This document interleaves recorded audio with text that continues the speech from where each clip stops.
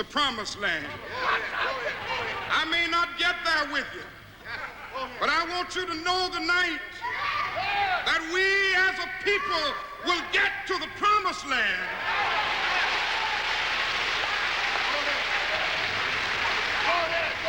So I'm happy tonight. I'm not worried about anything. I'm not fearing any man. Mine eyes have seen the glory of the coming of the Lord. 24 hours after giving this speech, Dr. Martin Luther King was dead. Tonight, the man imprisoned for his murder will, for the first time, have his day in court.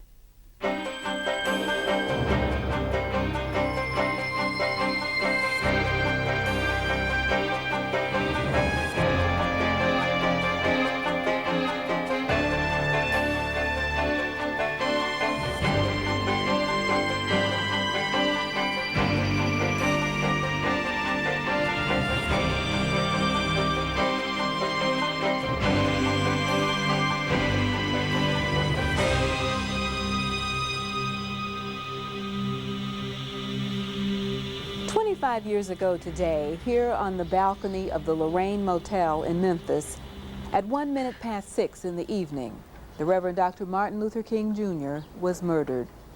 He was standing here, leaning over this railing, talking to a musician in his entourage in the parking lot below, when a single shot tore through his face, ending both his life and the civil rights movement as the nation had come to know it under his leadership. Dr. King was 39 years old. After all these years, it's still a matter of some dispute where the fatal bullet came from.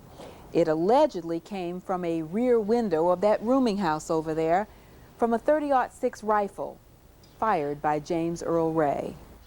Ray was a petty crook whose history of armed robbery earned him a 20-year sentence in 1960. In 1967, he escaped from the Jefferson City Penitentiary in the back of a bread truck. A year later, in April, Dr. King was killed. 2 weeks later, the FBI traced Ray's fingerprints to the rifle allegedly used in the murder and issued a warrant for his arrest. On June 8, 1968, Ray was captured in London and returned to Memphis to stand trial for the murder of Dr. King. The nation was in turmoil. During the summer of '68, reeling from the King assassination and the murder 2 months later of Robert Kennedy, the country's major cities erupted in rioting, arson, and bloodshed. It was in this climate that in March 1969, Ray pled guilty in order to avoid the electric chair on the advice of his flamboyant Texas lawyer, Percy Foreman. Did you ever feel that you could ever do more than save his life? Never at any time, and so told him from the day I came in. And he never expected anything else from the first, and I never expected to accomplish this. 3 days later, Ray changed his mind, fired his lawyer, and wrote the judge asking for a trial. That request was denied, and in spite of numerous appeals for a trial, Ray has spent the last 24 years in prison and has survived numerous attempts on his life. Still, questions remain. Was Ray a lone gunman? Was he part of a larger conspiracy? Or is he, as he claims, an innocent dupe framed for the murder of Dr. King? A sense of uncertainty haunts this case and fuels continuing anxiety over whether justice was served in one of the great tragedies of our time. Tonight, in an effort to probe the mystery of Dr. King's death, James Earl Ray will finally have his day in court. An impartial jury has been impaneled. Real witnesses will be called. There will be no actors and no script. James Earl Ray will testify live via satellite from his Nashville prison and will see and hear the state's case against him. At the end of the program, the jury will hand down its verdict. The prosecution team will be headed by W. Hickman Ewing, who served for 10 years as the United States Attorney for the Western District of Tennessee. He will be assisted by Glenn Wright, a former state prosecutor for the Memphis area. The defense team will be led by William Pepper, an American lawyer who practices in London. Pepper has been Ray's unpaid counsel for the past 5 years. He will be joined by April Ferguson, a public defender in Memphis. Presiding will be Judge Marvin Frankel, who for 13 years served as a federal trial judge in New York. The prosecution must prove beyond a reasonable doubt that James Earl Ray murdered Dr. King by pulling the trigger himself, or by intentionally helping someone else do it. The prosecution will rely on 6 principal points in an effort to persuade the jury that Ray is guilty. First, testimony that the fatal shot came from the bathroom window of a rooming house about 200 feet from the Lorraine Motel where Dr. King was killed. Second, evidence that several hours before the shooting, James Earl Ray, using the name John Willard, had rented a room in that rooming house. Third, the discovery, minutes after the shooting, of a rifle with Ray's fingerprints on it in a doorway next to the rooming house. Fourth, proof that Ray had bought the rifle using the name Harvey Lohmeyer several days earlier in Birmingham, Alabama. Fifth, a claim that Ray had stalked Dr. King for weeks before the shooting. And finally, evidence that following the murder, Ray fled to Canada, where he secured a false passport and traveled to London and to Lisbon in an effort to avoid arrest.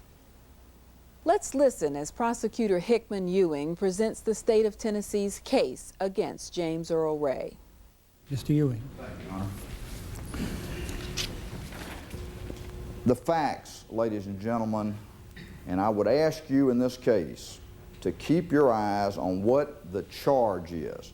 James Earl Ray is charged with murdering Dr. Martin Luther King Jr. That's what we're trying here. The proof, I submit, that we'll introduce in this case will be overwhelming as to Mr. Ray's guilt. Dr. Martin Luther King, as you know, was a great leader in the civil rights movement. He was standing on the balcony at 6:01 p.m. on April the 4th, 1968. He was shot. One bullet right here, and he died within an hour. You will hear what happened, that immediately, and you'll see the geography, you look up and there's a vacant lot and there's the back of 2 old rooming houses. And so within a minute or so, there were police on the scene and they covered the thing. They ran around the front of the building of the rooming house and within a matter of minutes found a bundle with a bedspread over it, and in there was a rifle box and a rifle and binoculars. The rifle had a scope on it. They determined, and you'll hear what happened as the police went into the rooming house. There was a man who had checked in that afternoon about 3 or 3:30. It's James Earl Ray, we know now. He gave the name John Willard. Within the next day, within 12 hours, they determined that this particular rifle had been bought in Birmingham on March 30th, 1968 by a man named Harvey Lohmeyer. So they're looking for Willard and Lohmeyer. Eric Galt, who we now know as James Earl Ray, was in Atlanta from March 24th. He got a room there. And you'll see the evidence that comes in as far as the map found in his room, showing circles around his rooming house, a circle near the home of Dr. Martin Luther King, a circle near his church, the Ebenezer Baptist Church. You'll hear the evidence and the identification of Mr. Ray, the fingerprint evidence that's on the rifle. We expect James Earl Ray, in this case, the proof will be it's anybody but me. It's a guy named Raul that made me get to where I did. It may be the FBI, it may be the CIA, it's anybody but me. But the issue ultimately for you is, did Mr. Ray kill Dr. King? Thank you. Mr. Pepper. You're going to be taken down the path of a journey that sometimes will boggle the imagination. James Earl Ray has been waiting 25 years to talk to you, 25 years to tell you his story, and now he has an opportunity to do so. I ask you to consider James Earl Ray's capability in respect of this monumental crime. James was a convict on the run, an escaped prisoner being hunted. You will learn a good deal about him personally, and you will have to assess his capability for the commission of one of the most heinous and horrible yet monumental crimes in the history of this republic. Dr. King was led to the slaughter and killed by forces he understood all too well, and forces he opposed a great deal of his adult life. When Dr. King moved from the civil rights movement, which was his main calling, and decided to go into other arenas, that of opposition to the war in Vietnam, and then began to become involved increasingly in the plight of poor people, and so he would be addressing economic issues, it had the effect of consolidating forces against him that, to that point in time, always had animosity, but that animosity eventually became lethal.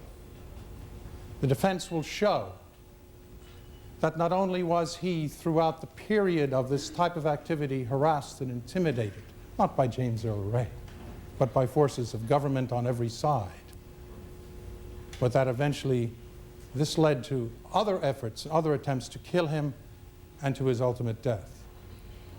Now, James Earl Ray was also manipulated.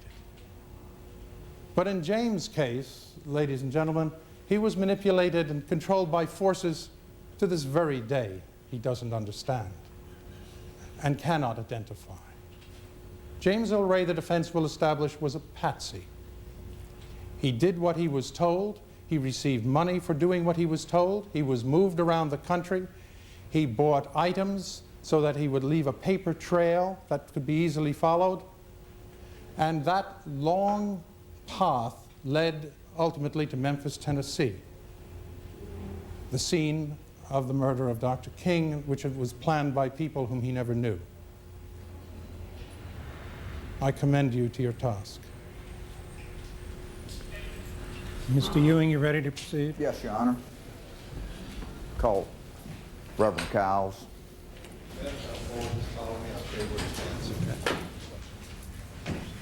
The state's first witness is the Reverend Billy Kyles, a Memphis clergyman with a long relationship with Dr. King. Kyles was on the balcony with King when the fatal shot was fired. His testimony is important to the prosecution in seeking to establish where the fatal shot came from. Morning. Morning. Would you state your name, please, sir?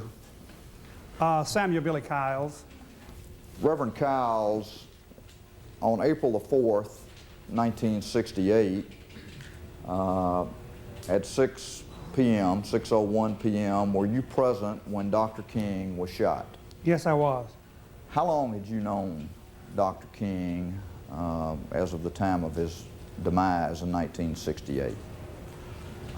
Martin and I had been friends for at least 10 years or more. We're here now in 1993, and everybody on the jury wasn't that old back then, but could you tell us, you mentioned some of the purposes to break down some of the racial barriers, but can you give us some examples? There was total separation of the races in the South. Even here in Memphis, you could not even come into a place like this courtroom seeking justice, and if you wanted a drink of water, you had to find a colored fountain. You couldn't use the facilities, public libraries, buses, a complete disregard for the rights of African American people. There was so much, there was a great deal of violence. There were always threats against the life of Dr. King. How about the governmental entities, like, let's say, in Alabama, the governor of Alabama, the governor of Mississippi? What were their positions during this? Oh, well, they were just opposed to it. I mean, they did not want the campaigns that Dr. King led to take place in their towns. Reverend Kyles describes Dr. King's leadership of a mass march in support of the Memphis sanitation strikers on March 28th. The march broke up in violence. There was literally thousands of people. They showed up, families, fathers and mothers and children, and you could hear this tremendous sound coming down Beale Street. of windows being broken. And there were some young fellows had taken the sticks off the signs and started knocking out windows. We learned later that these fellows had been hired to do that. They were many of them were in the payroll of the FBI. Now, did Dr. King then return to Memphis on the morning of April the 3rd, 1968? Yes, he did. Do you recall where he went and what motel he went to? Yes, Dr. King always stayed at the Lorraine Motel when he came to Memphis. Now, let me ask you, could anybody that was in the city of Memphis, could they have known that Dr. King was staying at the Lorraine Motel? Oh, yes, it was quite prominent in the news. But it struck me as being very unusual that you would give the room number. Tell us where he was standing and where you were and who was down in the courtyard and just kind of the prior to the shot. We went on the balcony. I got about 4 or 5 steps away, and I heard this tremendous noise. I didn't at the time realize it was a shot. I looked over into the courtyard and people were ducking and hiding. And then I realized that when I looked back, I could see Martin's leg up against the railing. One of his shoes may have come off. And I rushed to him and I saw this tremendous hole in the right side of his face. I got blood on me and most people on that balcony. It was just blood everywhere. Did you hear one loud noise or more than one? Just one. Just one. Let me hand to you what has been marked as photograph number 11. Tell us, are there in there some people pointing and how that came about, the pointing? They're all pointing in response to the question from the police, where did the shot come from? All right. Let me hand you another photograph. This is photograph number 5. Do you recognize that as a view from the balcony toward the west? Yes, I do. And tell us what is depicted in that photograph. You see the back of buildings off Main Street, and you see a window open with a stick in it, and one of those windows is the window that we were told that the shot was fired from. When you looked from the balcony out toward this rooming house, or this what you saw to the west, did you ever see any people out there in the yard or in the windows or anything like that? No, I did not. Thank you, Reverend Cowles. That's all I have, Your Honor. Cross-examination, Mr. Pepper. Are you familiar with Dr. King's speech at Riverside Church on the 4th of April, 1967? Yes, slightly I am, yes. That was his first, well, one of his major speeches against the Vietnam War. Right. Would you say that speech engendered a great deal of hostility toward Dr. King throughout the nation? Oh, it did, yes. Were you familiar at the time with the reactions of government law enforcement agencies with respect to Dr. King, particularly the Federal Bureau of Investigation activities in respect of Dr. King at that point in time and earlier? Well, Mr. Hoover made no secret of his dislike for Dr. King. I think just weeks or so before he was assassinated, Hoover called him the most notorious liar in the country. Now let's move for a moment to the march of March 28th. You have testified that that march, so you learned, was interrupted by violence, by the breaking of windows and the shattering of glass. Is that right? That's right. And you have also testified that the use of those sticks and the breaking of those windows and the shattering of that glass was by paid provocateurs. Is that right? Yes, didn't know that at the time, though. And you have, under the Freedom of Information Act, as the source of your information, learned and determined to your own satisfaction that those paid provocateurs were in fact paid by the Federal Bureau of Investigation. Is that your testimony here today? Yes. Or some federal agency. Where was Dr. King meant to stay when he came to Memphis on the 3rd of April? At which hotel? At the Lorraine Motel. It was almost like common practice that he would go there. But isn't it true that on the night of the 18th that he stayed at the Rivermont Hotel? And isn't it true that on the... Was there an answer? I'm sorry. Reverend, did you answer that question? Yes, he did stay at the Rivermont. Right. Moving to the broadcast that you mentioned earlier,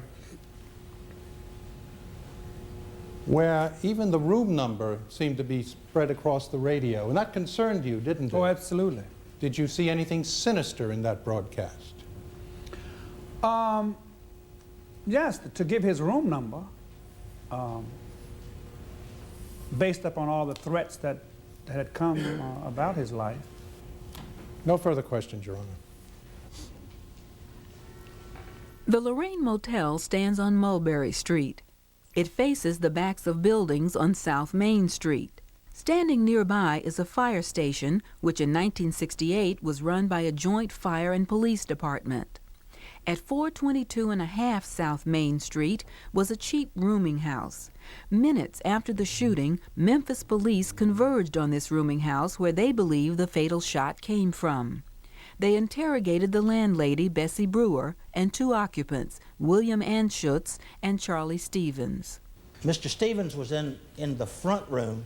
Miss Stevens was in the far room on the east, the back room. Right. Is this actually a 2-room situation? Yes, it is. Did you have a conversation with Mr. Stevens? Yes, sir. Several minutes. Was he standing or sitting?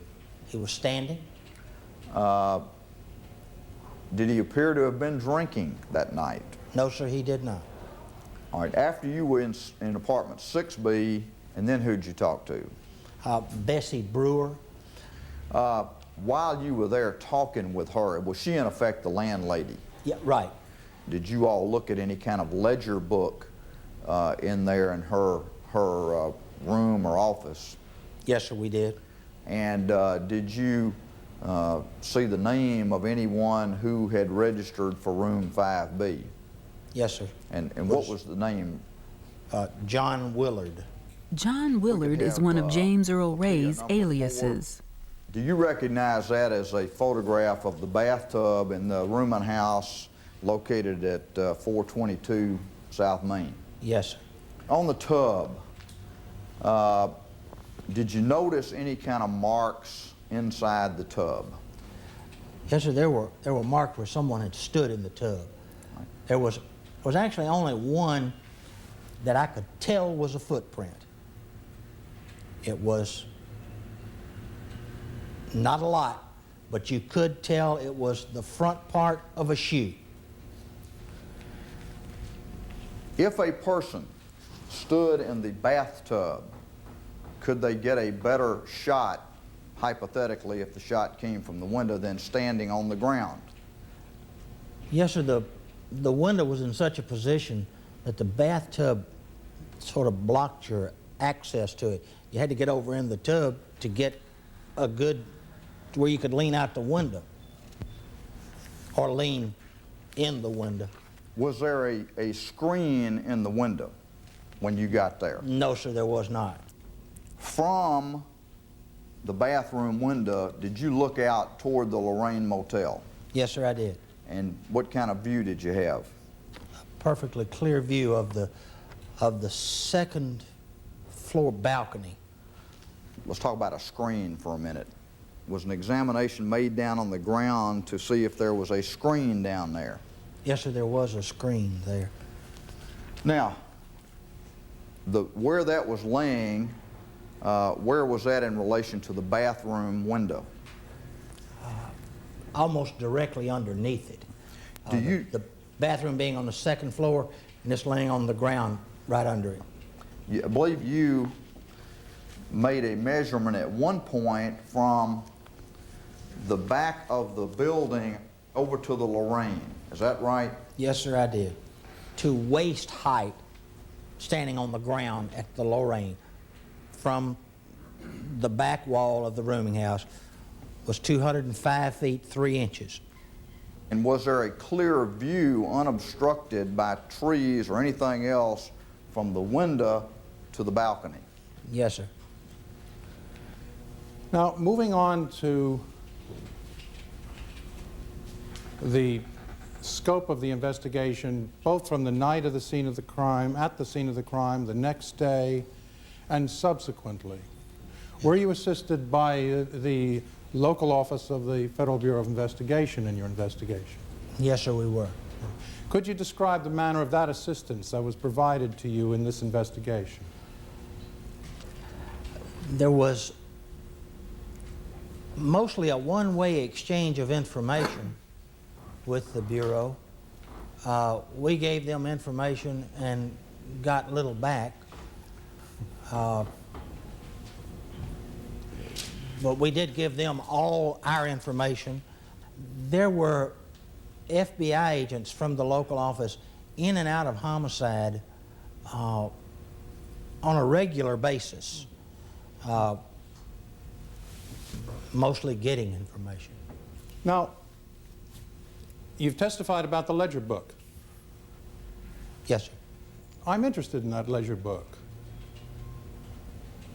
Do you know where it is? I don't have any idea.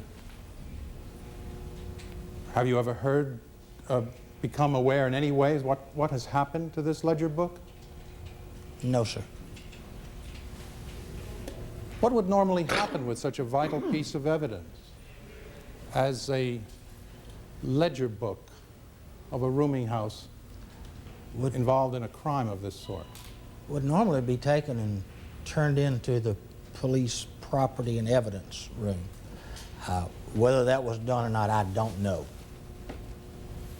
Who would normally take it and turn it in? Any investigating officer there could do that. Why didn't you yourself, when you had the opportunity, actually seize this vital, potentially vital piece of evidence and take it in, take it under control? I don't know. No further questions.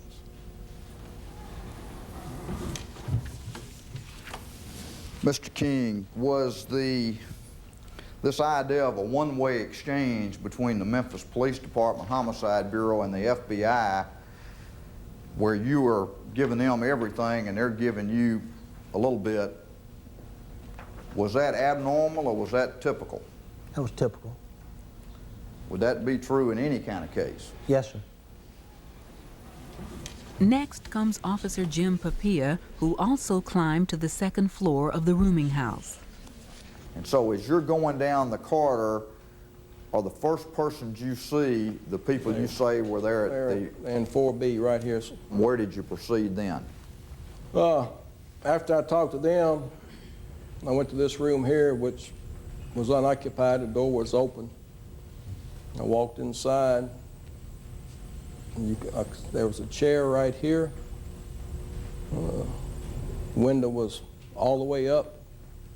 I walked in there. Over here, this window looked out, and you can see a view of the Lorraine Motel from here, but it's not that good of a view. I want to show you a couple of photographs. Can you tell us if that appears to be a photograph of room 5B? Yes, the only difference I see now in relation to what was when I found it on April the 4th is the drape, which is completely down, was up over that mantel, and this one was in the same position. All right. The window, do you see the windowsill there? Yeah, yes. Right. Was the window open or shut? It was all the way open, all the way up. Did it have a screen in it? No, sir. Did you ever see a screen for that window? No, sir. All right. Did you look out the window? Yes, sir. And again, could you actually see the Lorraine Motel? Yes, sir. You had a fair view of the Lorraine Motel, mainly the southern half of the Lorraine. Was there a chair by the window as depicted in that photograph? Yes, sir. It was just flat up against, right next to the wall, facing east. All right. The person there at 4B, could you tell if he was drunk or sober? At the time I observed him, he was not, his speech was not impaired or slurred, and he was not staggering on his feet. He might have been drinking, sir, but in my opinion, he wasn't under the influence that impaired his abilities. If we can move to the rooming house itself, was the bathroom door open or closed when you reached that room? It was open. Did you see this stairway here? Yes, sir. Did you go down that stairway? No, sir. Do you know where that stairway leads? No, sir. Were you not at all curious about that back stairway? No, sir, not at that point. Just curious, why was that? Oh, my primary concern was preserving the crime scene. But surely, wouldn't that back stairway that led somewhere, presumably outside, be a part of your concern in terms of securing the area? Well, that's the reason we stationed a patrolman right there at the door who was just on the top of that stairway, sir. Mr. Papilla, when you left the bathroom and you proceeded alongside this stairway through the corridor there, you were passing this room, weren't you? Yes, sir. Did you look in that room? No, sir. Is there a reason why you didn't look in that room? No particular reason. I hadn't received information that that room was possibly involved. Well, isn't that room in the same easterly location of the rooming house facing the motel as the bathroom? Yes, sir. And aren't there windows overlooking the motel from that room? I would assume so. I don't know. I didn't go in there and look, or I hadn't seen the building from the outside. Thank you very much. No further questions. Neither William Anschutz nor Charlie Stevens is available to testify. By agreement of counsel, their original 1968 statements describing a shot coming from the bathroom of the rooming house are read to the jury. On 2 occasions during the afternoon, Anschutz tried to get into the bathroom at the end of the hall. Each time someone was in the bathroom.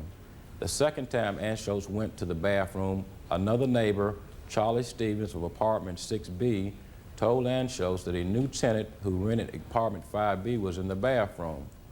Later, Anschutz heard a shot. He got up and went down to the door.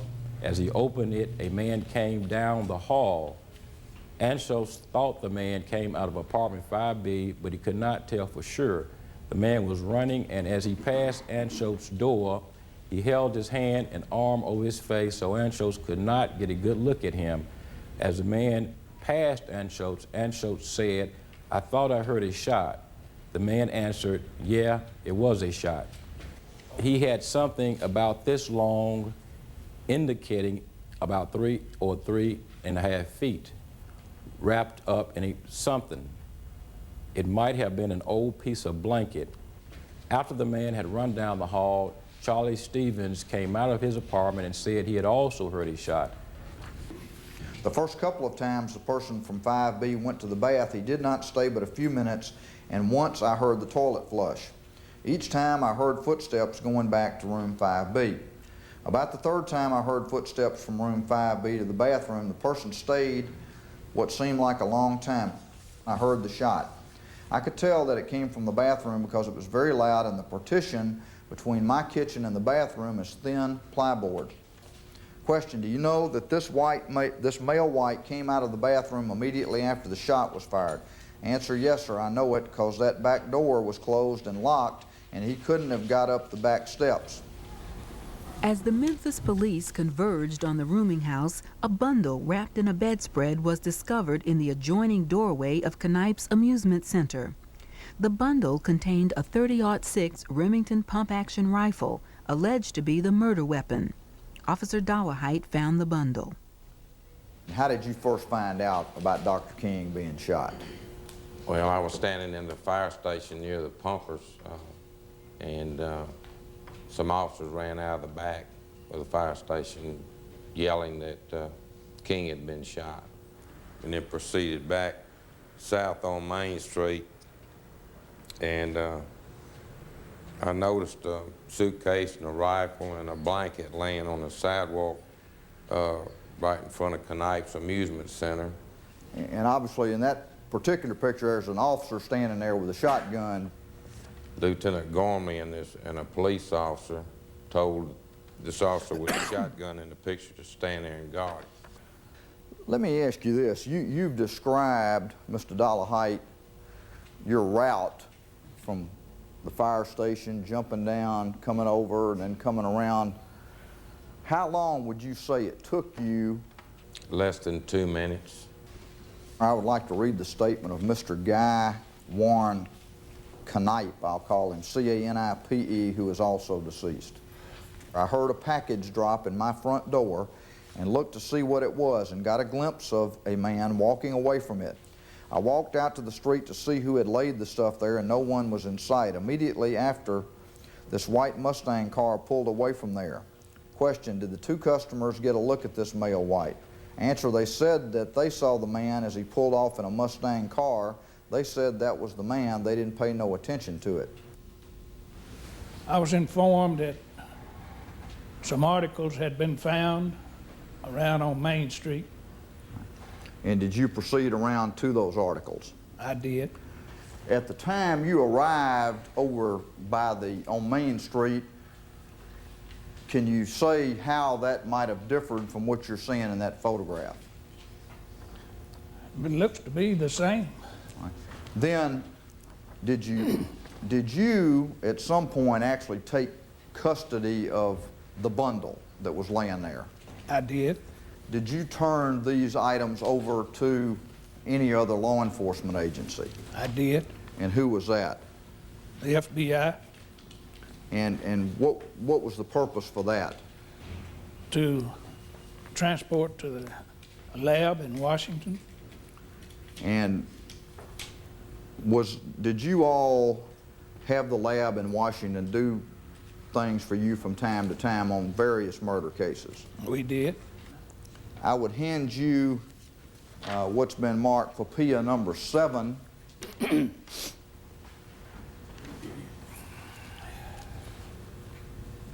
And I show you there a photograph of a rifle. Does that appear to be a photograph of what's listed as Q2 there? It does. And would you tell us what that is? It's a 30-06 Springfield pump action 30-06 rifle. Zachary lists the items found in the bundle: the rifle, 9 30-06 cartridges, binoculars, a paper sack with the name York Arms Company, a zipper bag, cans of Schlitz beer, and a Memphis newspaper dated April 4th. Ray's lawyer cross-examined Zachary about why only one bullet was in the chamber of the rifle instead of a full clip. What did that mean to you when you learned of that? Well, it meant that there was one shot fired and it had not been ejected to reload. Is there an advantage in using a clip? Well, if you want to get off some quick shots, it would, yes, sir. You could get off several shots as fast as you could pump a new shell in the chamber. So he appeared to be intent on doing his deed with a single shot. That's what it would indicate to me, yes, sir. Could we see photograph Zachary 10, the bullet? Would you tell us again what this photograph depicts? The remains of the bullet removed from Dr. King's body. Is this the bullet, the fatal bullet, the death slug as you remember it, that was turned over to the FBI? It was. Joe Hester was the FBI case agent in the King case. He explains how the FBI traced the names of John Willard, Eric Galt, and Harvey Lohmeyer to James Earl Ray. At some point that evening, were you directed to get involved in an investigation? We received a phone call from Bureau headquarters in Washington telling us that the Attorney General had ordered the FBI to get into the investigation. And do you know who the Attorney General was at that time? Ramsey Clark. I learned that the case was going to be assigned to me, which meant in FBI terms that I became the case agent. Jensen and I and some of the other agents went over to the Memphis Police Department, and where we met with Inspector Zachary. As far as any evidence recovered that day or that evening, do you know if any of that was taken that night and taken to Washington? We sent a young agent named Robert Fitzpatrick. We put him on a plane that night with all the physical evidence and sent him to Washington. Now, as far as were the local office of the FBI, were they out doing certain things? All we had, the first day, all we had was the name Willard. On or about April the 8th, did you all contact the Rebel Motel and get a registration for one Eric Galt, that a person by that name had stayed at the Rebel on the night of April 3rd and indicated he had a white Mustang? That was one of the white Mustangs that we found. Now, I believe there was recovered some underwear and a T-shirt that had a laundry mark in it. What did you all do relative to the laundry mark locally and then nationally? Several local people here were able to tell us that yes, that's a common machine made by a company, I think, up in the Midwest, if I'm not mistaken. And then you go to them and you get a list of every laundry in the United States that has bought one of those machines. Right. So then we canvass every laundry that's on that list, and finally hit one in Los Angeles, and the man identified the laundry mark as coming from his machine and identified it as belonging to a man named Galt. All right. So now you had the Rebel Motel receipt, Eric Galt, and you had the laundry, Eric Galt, right, in Los Angeles. On or about April 11th, was a Mustang recovered in Atlanta? Yes, it was. And was this in the name of a Galt? Yes.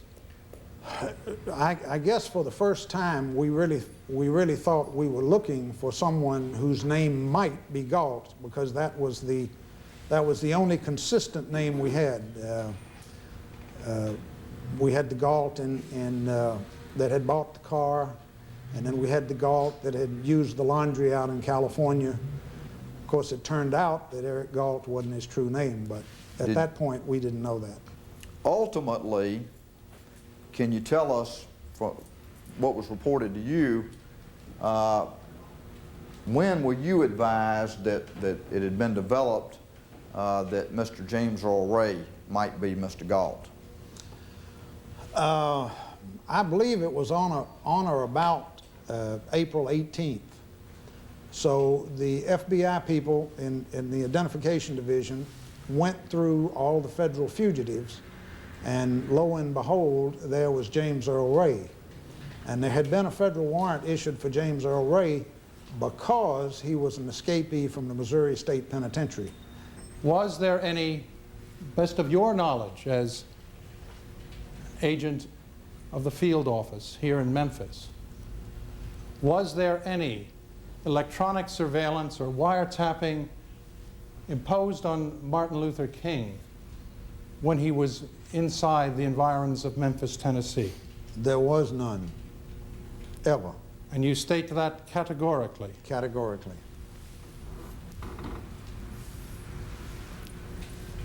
If it had occurred, Mr. Hester, would you have been aware of it? I feel certain I would have. Would you say from your long experience, Agent Hester, that when there is a killing of this sort, that there is in fact a type of national crisis which emerges that grips the population? Absolutely. And you didn't feel, as the case agent, you didn't feel any undue pressure on you to bring this investigation to a close? Only to the extent that this was a case that I desperately wanted to solve. I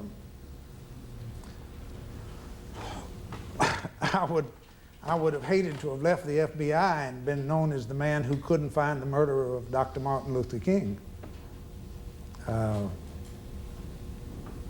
So to that extent, I wanted to solve it. The rifle found outside the rooming house was traced to a gun dealer in Birmingham, Alabama, who remembers selling it to James Earl Ray using the alias Harvey Lohmeyer. He reviewed some of his records, and he said that he had sold that gun to an individual by the name of Harvey Lohmeyer. In the Birmingham office of the FBI, were you all continuing to try to determine things about Eric Galt, Harvey Lohmeyer, John Willard? Oh, yes, sir. And did you receive any kind of communication from the Los Angeles office of the FBI where you sent a photograph? Yes, we were. Right. Did you go out and see Don Wood again, the man that ran the Earl Marine Supply Company? Yes, sir. He selected the photograph of Eric S. Galt as the man to whom he had sold the rifle. Mr. Bonebrake, following the shooting of Dr. Martin Luther King Jr. here in the city of Memphis, were you called upon to perform some fingerprint comparisons on various items submitted to you from Memphis and other locations? Yes, sir, I was. Did you make a comparison between the latent prints that you got, for example, off the rifle, the newspaper, the toilet kit, the scope? Did you compare those prints with one another to determine if it was one and the same individual making those prints? Yes, sir. The latent print on the side of the rifle and the latent fingerprint on the binoculars were both made by the same finger of an individual. But at that point, did you know who it was? No, sir, I did not. And at some point, did you find a comparison? Yes, sir. We matched this left thumb print with a fingerprint record, that being the fingerprint record of James Earl Ray. I'm a bit confused as to the range of fingerprints, latent fingerprints, that were not identified in this case. So if you'll bear with me, I'd just like to call some of them out to you to see if you have any recollection of having been asked to identify these particular prints. Yes, sir. There was a latent lift on the right side of the fireplace in room 5B of the rooming house. Yes, sir. Are you familiar with that print? I recall receiving a lift of that latent fingerprint, yes, sir. And you were not able to identify it? That, to my best of my knowledge, has not been identified with anyone. One palm print from a 1966 Mustang left door handle. Again, I don't believe it was ever identified. Why would you say no fingerprints could be identified, the sort that I've just read to you, that were found in various significant areas of this case?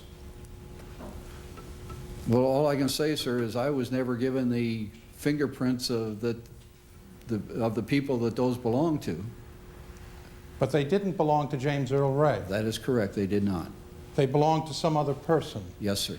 Can you explain what efforts were taken of which you are personally aware to find the owners of the fingerprints that exist in this case and that have remained unidentified to this day? I'm not aware of any effort made to identify those other fingerprints. Could we have the rifle? I would hand to you, Mr. Bonebrake, it's a replica of the rifle, I think was Q2, recovered in the bundle in Memphis. Would you indicate where the print was on the rifle? I trust the rifle's unloaded. Yes, sir, it would be in this position. May I approach, Your Honor? May I Yes. approach? Or you can stand up if you need to, I guess. It would be in this position, Was it a left thumb? left thumb print. All right, what about the print you say was on the scope? It was approximately this position here, and it was the, as I recall, the right ring finger. Okay, the ring finger, is that the second one in? Yeah, this next to the little finger. Okay. All right, sir. With Ray now linked to the rooming house and the rifle, the prosecution attempts to show that Ray stalked Dr. King prior to the murder. As its principal evidence of stalking, the prosecution offers a copy of a map found in a room Ray rented in Atlanta. The prosecution claims that the map was marked by Ray to show the Atlanta locations of King's home, his church, and his headquarters. Did you become familiar with a map of Atlanta in certain locations that we were trying to determine what was contained within certain circles? Yes, I did. This area C is up 14th Street and Peachtree. Are you familiar with that location? Yes, I am. Did where the address of James Garner's rooming house back in 1968, how did it compare with any of the circles which were transposed from the original Q176 map? Well, it was in the same proximity. Okay. In fact, it would have been within the circle. Okay. Did you go to the area marked A, this circle at Auburn and Cortland Avenue? Yes, sir, I did. All right. And do you know what is in that area right now? Yes, that's a short distance from the Ebenezer Baptist Church and from the Southern Christian Leadership Conference headquarters. Now, did you go out to the area marked D, or excuse me, B on this map? Yes, sir, I did. Did you also go to an address known as 234 Sunset Avenue? Yes, sir, I did. Did you determine that to be the former residence of Martin Luther King, Jr.? Yes, sir, I did. Here it is right here. Okay. Okay, and if you again down at the bottom put Dr. King's residence.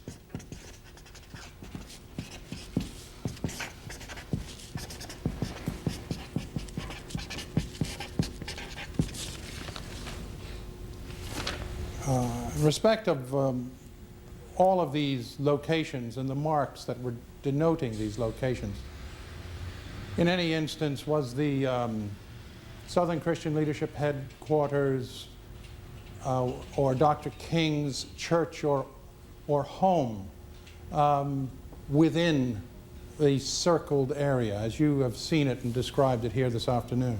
The SCLC and the Ebenezer Baptist Church were not within the circle.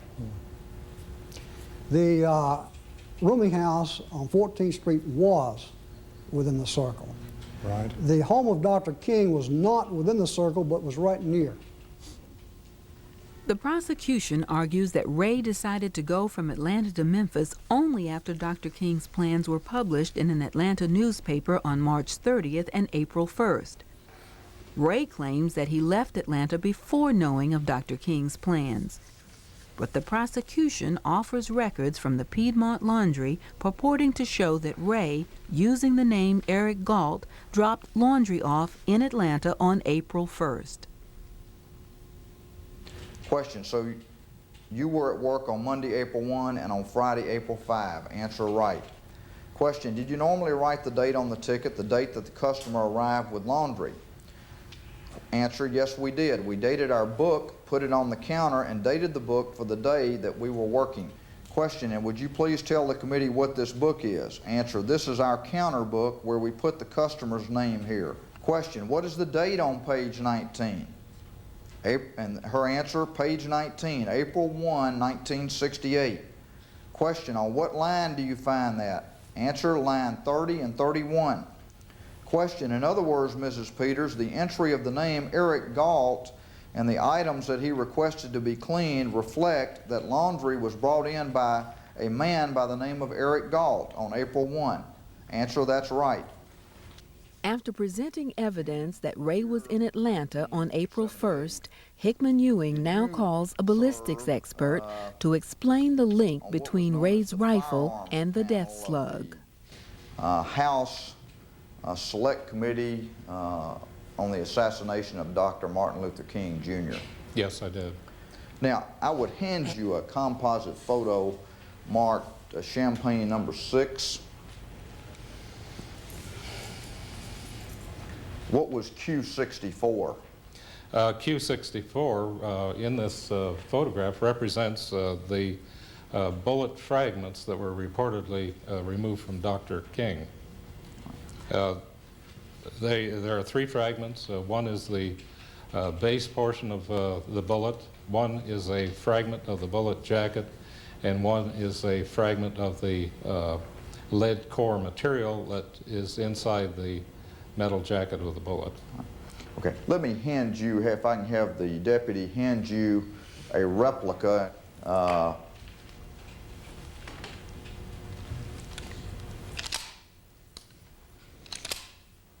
this weapon is not loaded. Okay. Can you recognize that as a weapon similar to Q2?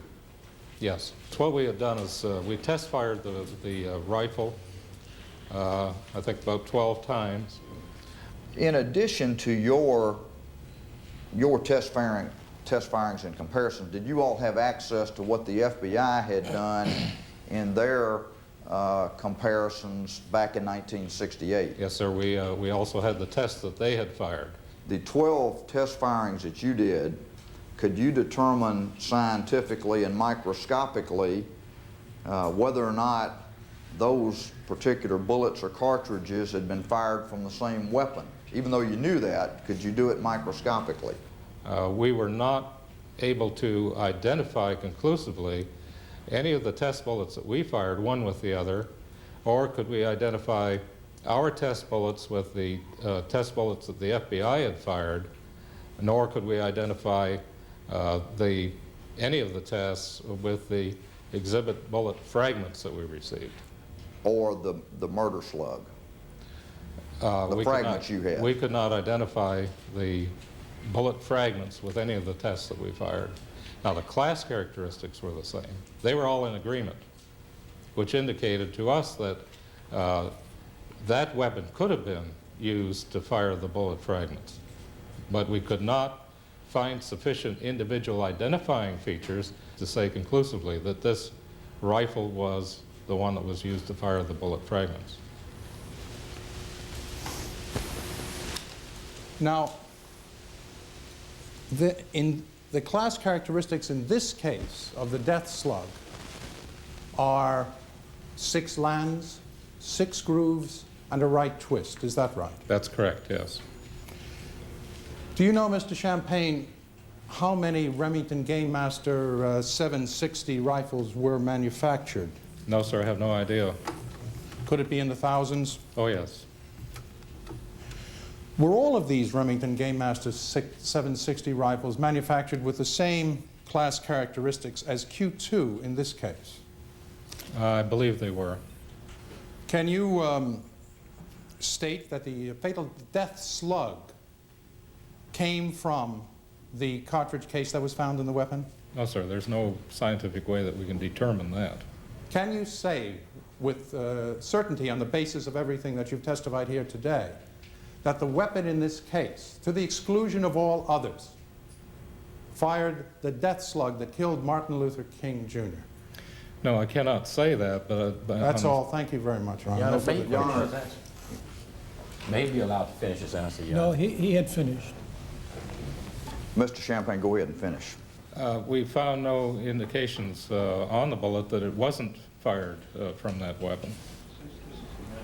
The prosecution offers expert medical testimony on the bullet's fatal path, its weight, and its alleged fragmentation in Dr. King's body. Doctor, let me ask you if in 1978 you were a part of the forensic pathology panel of the House Select Committee on the assassination of Dr. Martin Luther King, Jr. Yes, I was chairman of that panel. Did you actually come to Memphis? Yes. And if we could do this, Mr. Deputy, if we could move this chart over here and we'll stick it up there on there. I believe there's a copy in the report that's similar. Can you see that, Doctor? Yes, I may. If you need to come down, may I approach? Yes, that would be very helpful. Thank you. You don't have your pointer.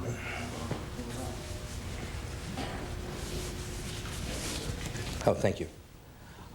This was a reconstruction with the aid of the medical illustrator showing the point of entrance of the missile, which was a .30-06 rifle bullet, and it entered Dr. King's lower jaw and cheek an inch to the right and a half inch below the angle of the mouth. The bullet impacted against the jawbone, the mandible, exited, re-entered just above the collarbone, and continued downward and toward the left through the vital structures of the neck. They're very important blood vessels in the neck area. And the most significant injuries were fractures of 3 of the spine bones of the cervical, of the vertebra.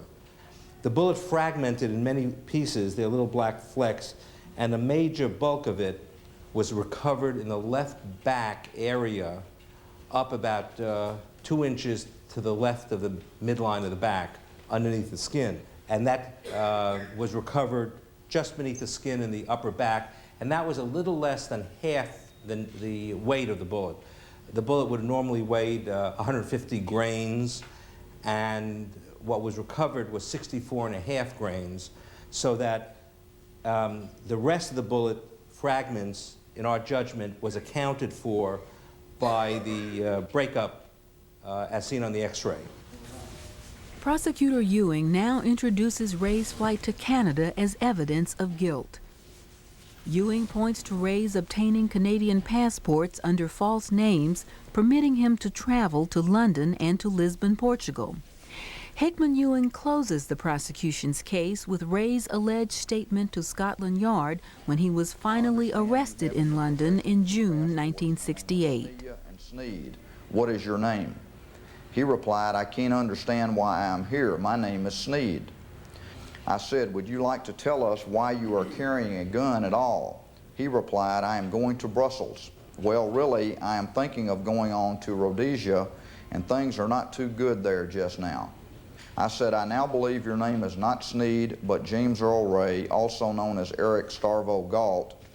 The accused had been standing up, but at this he suddenly slumped down onto the seat, put his head in his hands, and said, oh God.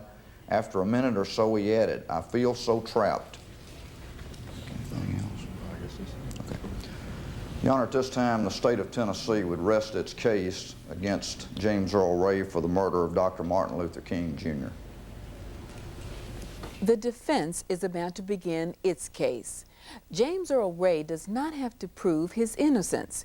He need only establish a reasonable doubt. Ray's lawyer, William Pepper, will seek to establish reasonable doubt in at least 4 ways. First, Pepper will seek to undermine the effort to link Ray to the fatal shot. He will attack the reliability of Charlie Stevens' statement that the shot came from the rooming house bathroom, and will emphasize the failure to prove that the death slug came from Ray's rifle. Second, he will have Ray explain his presence at the rooming house and his purchase of a .30-06 rifle by describing a figure he calls Raoul, whom Ray says enticed him to Memphis as part of a gun-running scheme. Third, Pepper will argue that King was the target of a sophisticated conspiracy far beyond the capacities of James Earl Ray. He will question the withdrawal of a black policeman and 2 black firemen before the shooting, and the physical alteration on the morning after of the bushes that covered the vacant lot across from the Lorraine Motel. And finally, the defense will contend that the fatal shot was fired from a second .30-06 rifle by an assassin hidden in the bushes of the vacant lot across from the Lorraine Motel. The defense at this time calls to the stand James Earl Ray. James, would you please rise so that His Honor may swear you in? Do you solemnly swear to tell the truth and nothing but the truth, so help you God? I do. Please be seated.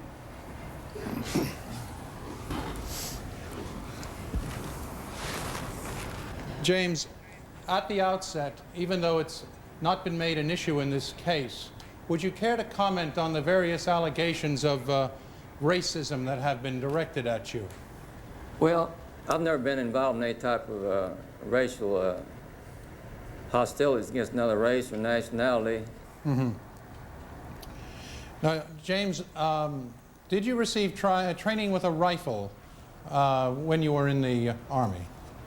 Well, when they transferred me to the infantry, everyone had to have training with rifles, yes.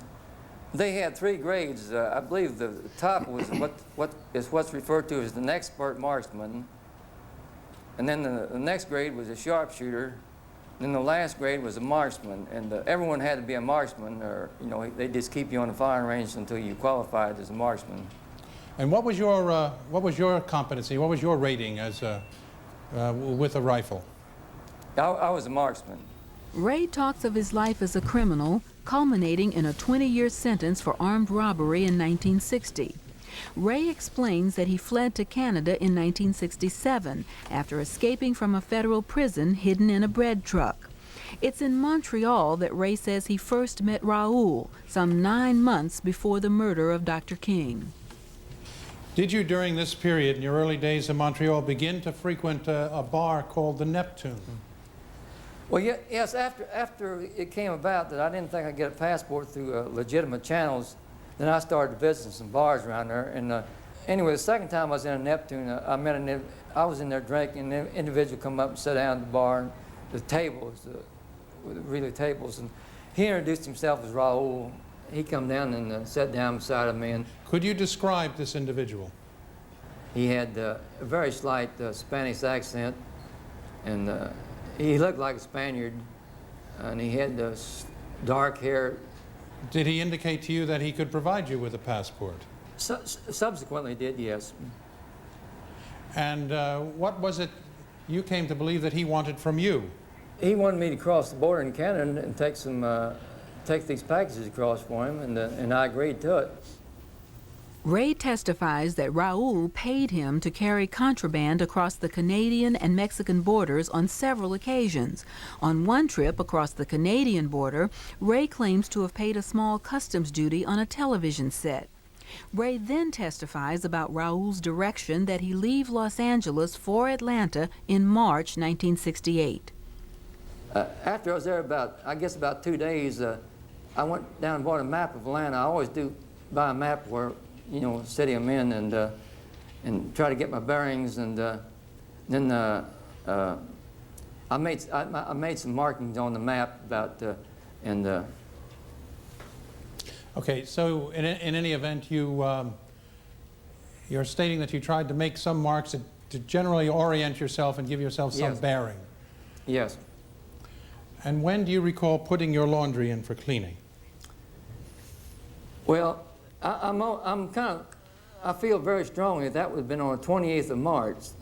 You realize over the years that this date has become a bone of contention, do you not? Yes, yes.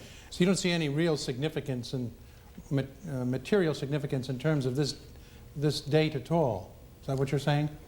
No, I didn't consider it important, but I just wondered how come that they wouldn't have me in Atlanta on April 1st. There must have been a reason why, you know.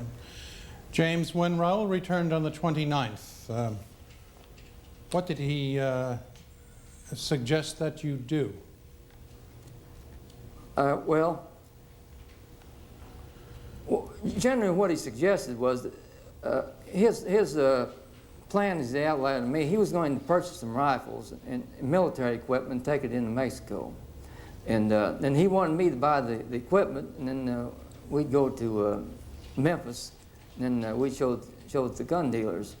And he suggested that when he came back on the 29th that we go somewhere in Atlanta, and I would purchase the gun, and also I would check on some foreign-made rifles. I had identification in Birmingham, Alabama, and possibly if I had to show identification or something, I should buy it in the same state where I was living at.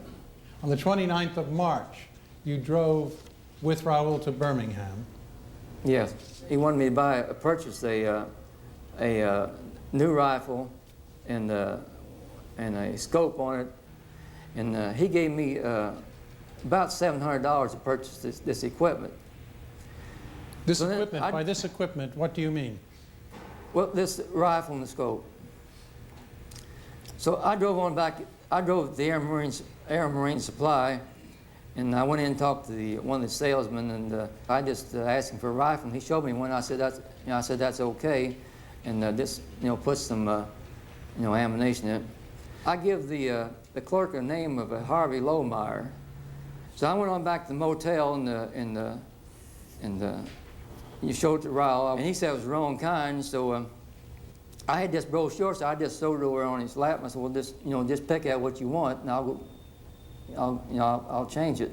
Do you recall the type of weapon he then instructed you to buy or identified in the brochure?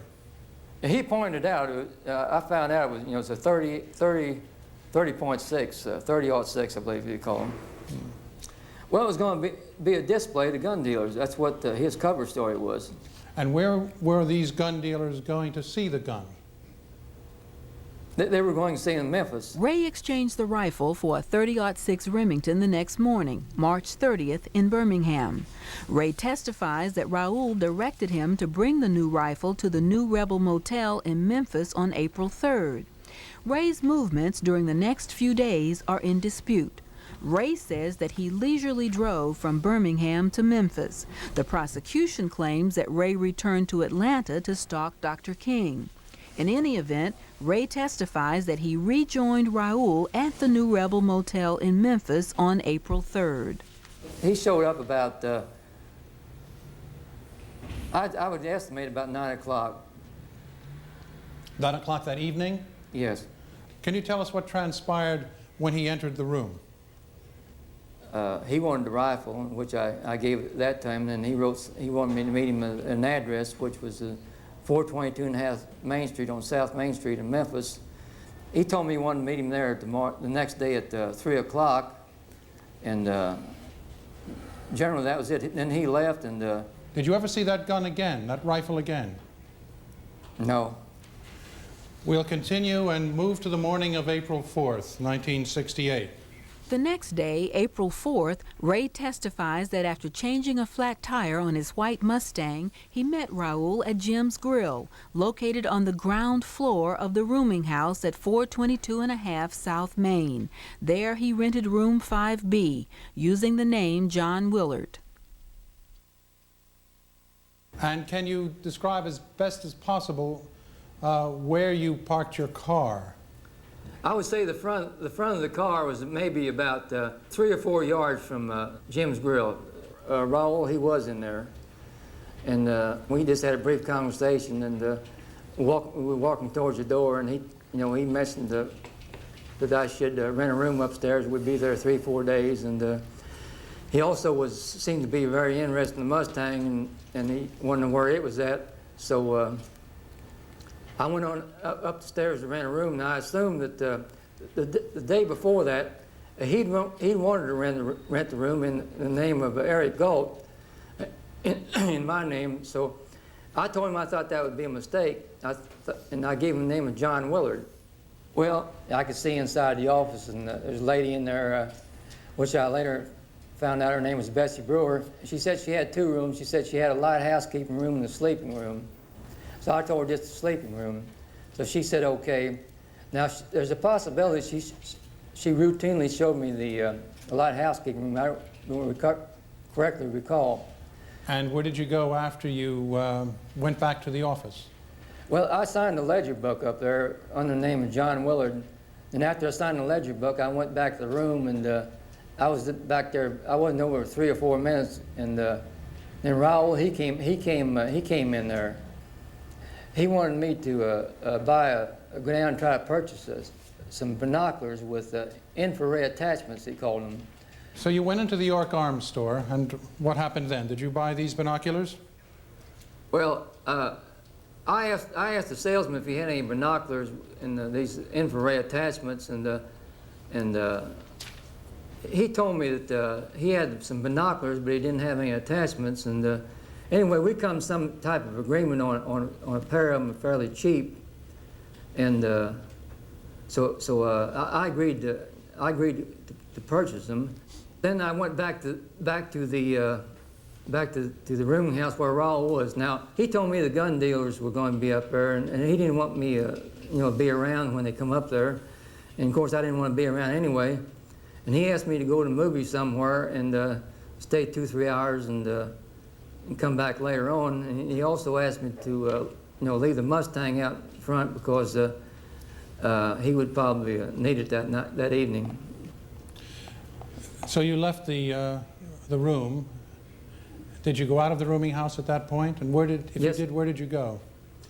I stopped in another bar again, and I didn't particularly care about going to the movie. Well, while I was sitting there, I'd had a flat tire that morning, and I thought if he was going to use the car and he had a flat tire or something, he might have a problem. So I figured I'd just run back and get the tire fixed real quick. And then I was looking for a service station. I didn't drive very far. I know it was just a block or so, and there was a service station there, and I pulled into it, and I asked the attendant if he could fix the tire. And his position, he meant something about it was kind of busy, or I'd come back or something like that. Well, I didn't have time to wait around. I don't want to wait around an hour. I decided I'd just take the car on back. When you got to the corner of Calhoun and Main, what did you observe and what did you do?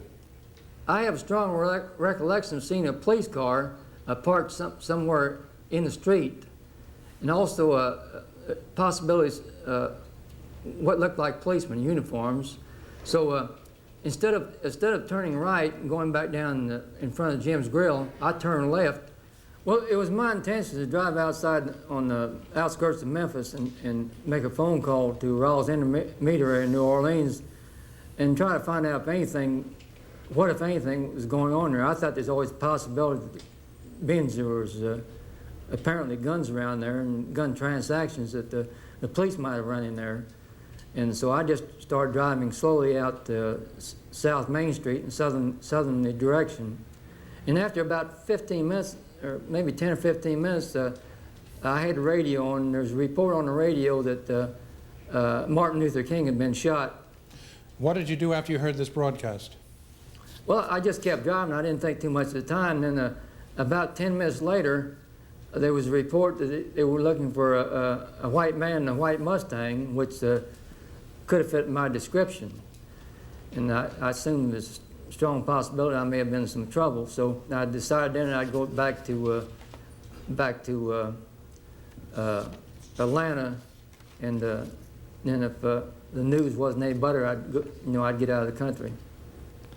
James Earl Ray, on the 4th of April, 1968, at approximately 6:01 in the afternoon, did you shoot at and murder Martin Luther King Jr.?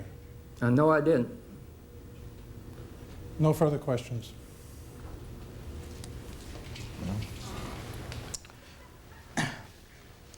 Mr. Ray, have you ever told a lie before? Have I ever told one before? Yes, sir. Oh, what type of lie are you referring to? A political promise or just a... Well, let's just ask the question. Have you ever told a lie in your life? Obviously I've told a lot of, aliases and things of that nature, yes. Mr. Ray, how many aliases have you used in your life? I've used a lot of them. I don't know just how many, probably 15 or 20 of them at least.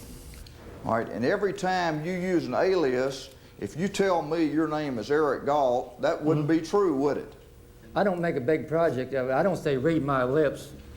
And it's not, the way I use it is something like a political promise. Now, a politician, he'll say he's going to do this and that on an issue. Then when he gets in office, well, he'll say, well, I had to make the situation change, so I had to modify my position. Well, that's the same way with me. When I escaped from prison, my situation changed, so I had to modify my position, and consequently, I had to change my name and use some aliases. If a politician makes a campaign promise and he breaks it, he's lied, hadn't he? Well, he doesn't say he's lying, though. I know he doesn't say he's lying, yes. and you're not saying you're lying, but that's what I'm trying to get you. If you tell me your name's Eric Galt, that's a L-I-E lie, isn't it?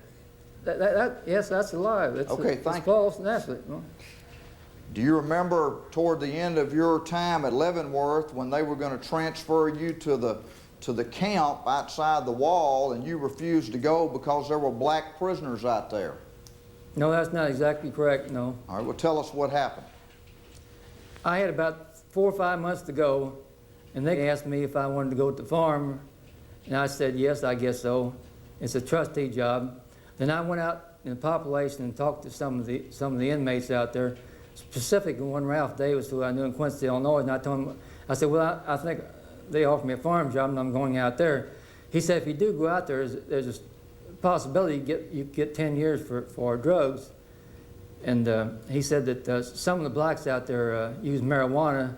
And generally, I knew that was about correct, because in the prisons at that time, most of the whites were making homemade whiskey, and the blacks were using the marijuana. The blacks and Mexicans would use marijuana. Well, to use a form of question I've heard in this trial, would you be surprised if the prison record from Leavenworth said the reason you wouldn't go out there because blacks were there?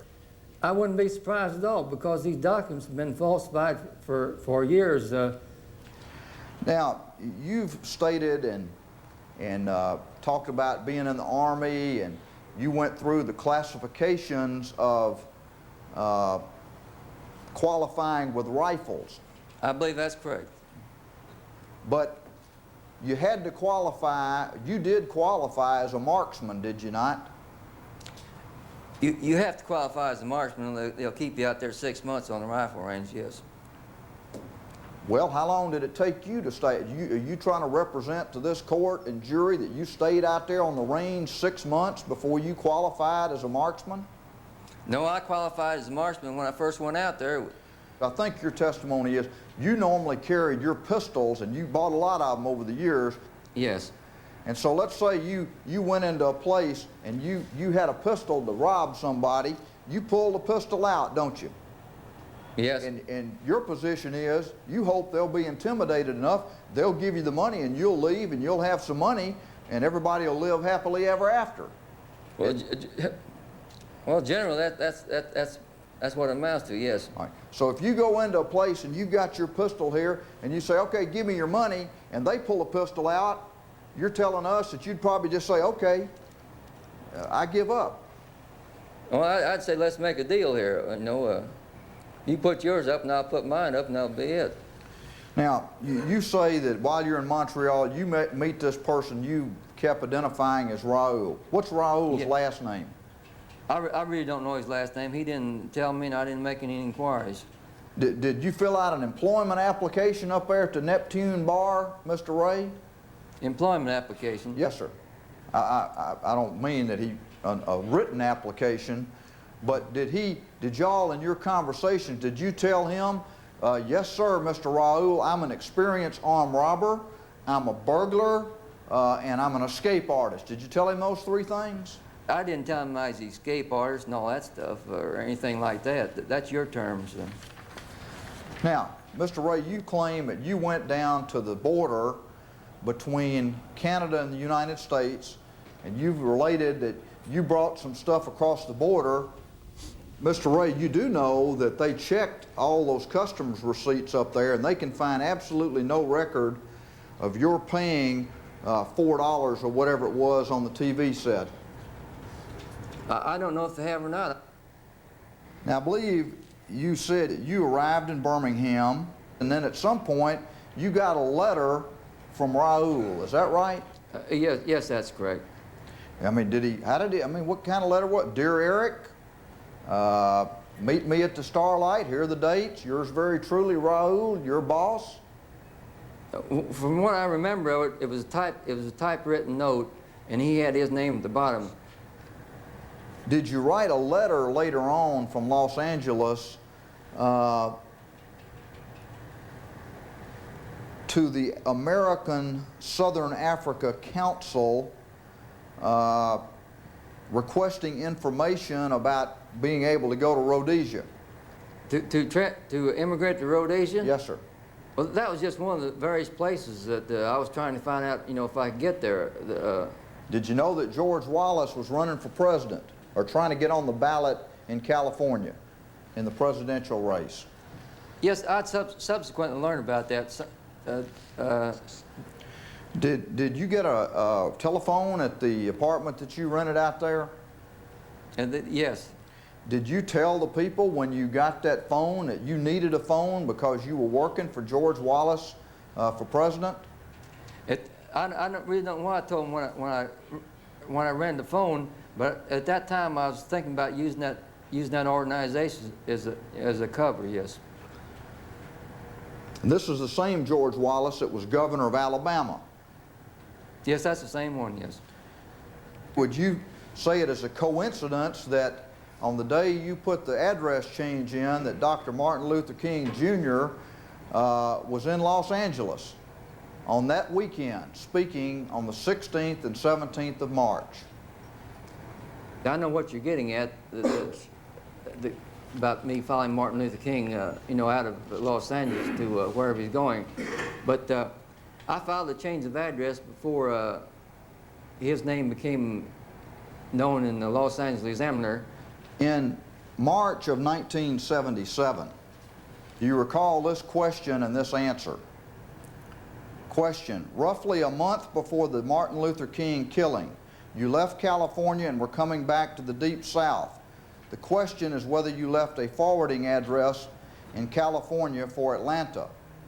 Answer by you: I think, let's see, when I left. No, I can say with almost certainty under oath that I didn't leave no forwarding address. And then Mr. Rather asked, you were coming back to the Deep South, why? And your answer: well, that was on request, the New Orleans, but there was never, in fact, I never knew I was going to Atlanta until I arrived in Birmingham. And there was no forwarding address, and of course that would be very damaging against me, but I'm just 199% positive there was no forwarding address. If I would have left it anywhere, it would have been Birmingham, because that's where I had my identification. Did you tell Dan Rather that in March of 1977? Yes, I told him that, and then I went back and looked over I hadn't studied the case for 3 years, and I went back and looked over my records later on. He talked to me about 3 or 4 hours, and I suppose he was trying to get some, damaging statements against me. Okay. Hickman Ewing cross-examines Ray about his alleged stalking of Dr. King in Selma, Alabama and Atlanta, Georgia. You see that map? Yes, I can see it, yes. And is it your testimony you were going from New Orleans to Birmingham, but somehow you ended up in Selma? Yes, that's correct, yes. Would you agree with me that Selma does not appear to be on the road from New Orleans to Birmingham? Well, those roads run kind of funny. Neither one of them leads directly to Birmingham, but I see what the point you're trying to make. It's not on the road to Birmingham. Do you say that's a coincidence that you just happened to be in Selma, Alabama at or about the time Dr. King was due there? Well, he travels all over. I've been several towns. When he's in the area, I was in Chicago when he came up there, and I was in Los Angeles. And I don't know where he was at that time. And subsequently, I learned that he was somewhere in the southern Alabama when I was in Birmingham and around Selma. Yes. Now, have you seen the map that was introduced during the state's case in this case? Yes, I recall that. Yes. Mr. Ray, you are in the city of Atlanta, and did you mark the map? Did you place marks on the map? Yes, I placed 4 marks on the map. And if we could have number A, the Southern Christian Leadership Conference headquarters and the church are located on Auburn Avenue at the intersection of Jackson and the intersection of Hilliard. Do you admit or deny making that circle there in 1968? No, I didn't make no circle there. I did make an oblong mark somewhere in that general area. Your explanation is when you were in Selma and Atlanta that you were never stalking Dr. King. Is that your position? No, that's my position, yes. You say that Raul, tell me again, Raul says to you, Eric, I want you to buy a gun. Did he ask you to do that? He asked me to do that in Atlanta, yes. You say you had to go to Alabama because you had an Alabama ID, but you didn't use your ID for Galt. You used another alias, Lohmeyer. Isn't that right? Yeah, that's correct, yes. I thought it would be better because I had Alabama identification. In Birmingham, if the sporting goods store wouldn't have sold me the gun without identification, then I could just went somewhere else in the town and displayed my Alabama driver's license and, you know, got the, purchased the weapons, and that would have been it. It would be possible, would it not, Mr. Ray, had you wanted to leave Birmingham when you got that rifle at 3 o'clock on the 30th and driven those 150 miles back to Atlanta? Yes, I could have drove back to Atlanta, yes. And then where do you say you spent the night of April the 1st? Corinth, Mississippi. Now, Mr. Ray, you have seen the Piedmont Laundry ledger, and you've seen the receipts, and you've heard the testimony of Mrs. Peters, which was read here. Yes. Where it indicates that you were in Atlanta on the morning of April the 1st. Yes. And I take it you deny that you were in Atlanta on April the 1st. Yes, I deny it. Because you know now, don't you, Mr. Ray, that Dr. King had been in Memphis on the 28th, and there had been this, it broke into a riot, and he came back to Atlanta on the 29th, and there's an article in the Atlanta paper on the 29th about the riot. There's an article in the Atlanta paper on the 30th that he's going to return to Memphis to lead another march, and there's also an article on April 1st about him coming back to Memphis. And so you were not, you're saying you weren't aware of those articles after the 29th. Is that what you're saying? Well, if I was aware of my, you know, I may have read the paper, but nothing in, you know, nothing is stuck in my mind about the all the riots and things that you've been talking about. You know how many miles it is from Birmingham, Alabama to Memphis? No, I don't know the exact mileage, no. Would you agree that it's about 230 miles if you go the direct route, like Highway 78 or some combination thereof? It was just a leisure trip to me. You're taking a leisure trip with a 30-06 rifle going to Memphis for what you say is a gun running deal and what we say is murder. But you're saying it was a leisure trip. Is that what you're saying? Yes, that's correct, yes. And I want to show you the chart of the inside of the rooming house. You went up the south stairs, you went and saw Mrs. Brewer, said you wanted a room, and then you came around. It's a fact, is it not? She showed you room 8 first, did she not? She showed me one room. I don't have no firm recollection, but I think she did show me one room first. She said it was a light housekeeping room. And you looked at that room, and then y'all walked down over here. She showed you that room, and you said you'd take 5B. Is that correct? Yes, I told her I wanted a sleeping room. That's correct. Right. This room right here, you can't see anything out of, can you, Mr. Ray? I don't know what you can see out of it. I never was in it. Did you look inside of it? I don't recall. She says I did, and I probably did, but You could have had room 8 or you could have had room 5B, and you chose room 5B. Is that right? Yes.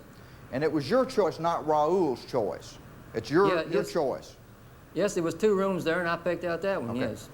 And you had bought a newspaper that morning, April 4th, that has on the front page that Dr. King is at the Lorraine, and your fingerprint was on that newspaper, was it not? Yes, Bonebreak said it was, and of course I'm sure the paper was mine because it was in the case. Under further cross-examination, Ray describes traveling to Canada after the murder. So, Mr. Ray, you flew to London and immediately you turned around and got a ticket for Lisbon, Portugal, did you not? Yes, that's right, yes. And it's your testimony throughout that from the time you left Memphis, you had zero help in your travels and your efforts to avoid apprehension. Yes, after I left the United States, I didn't have any contact with anyone. Mr. Ray, at the time of your arrest in London, several weeks later, or on June 8th, you had the book on Rhodesia in your possession, did you not? I think I believe I had a map or something, or some type of travel brochure, yes, sir. You also had a timetable of South African Airways, did you not? Yes, I had some, I believe I did have some travel, yes, some travel schedules, yes. The prosecution now confronts Ray with his 1969 admissions concerning the murder. Mr. Ray, at some point, you've said in this trial that you did not kill Dr. King. That's your testimony, is it not? Yes, yes. And in 1969, you initialed and agreed to some 55 stipulations as to material facts which the state would prove in the course of the trial. You agreed with those facts in 1969, did you not? Well, I did, but this was a result of coercion and misrepresentation. On March 10, 1969, did you also initial and agree to this stipulation, that at approximately 6:01 p.m. April 4, defendant fired a shot from the second floor bathroom of the rooming house and fatally wounded Dr. Martin Luther King, who was standing on the balcony of the Lorraine Motel? You agreed with that stipulation in 1969, did you not? No, I didn't agree with it. It's a result of coercion and in other matters. And you deny, I take it, that you were in Atlanta on April 1st, like the laundry book shows. Are you denying that? Yes, I deny that, yes. And did you, before the House Committee in 1978, when you were asked by Mr. Stokes if there's anything you wanted to change about your statement about being in Atlanta, was this your answer? No, I don't want to change that one regardless of how many documents you have up there. I know I didn't return to Atlanta. If I did, I will just take the responsibility for the King case here on TV. Yeah, yes, I was 100% certain I didn't return to Atlanta, and of course I wouldn't go on TV.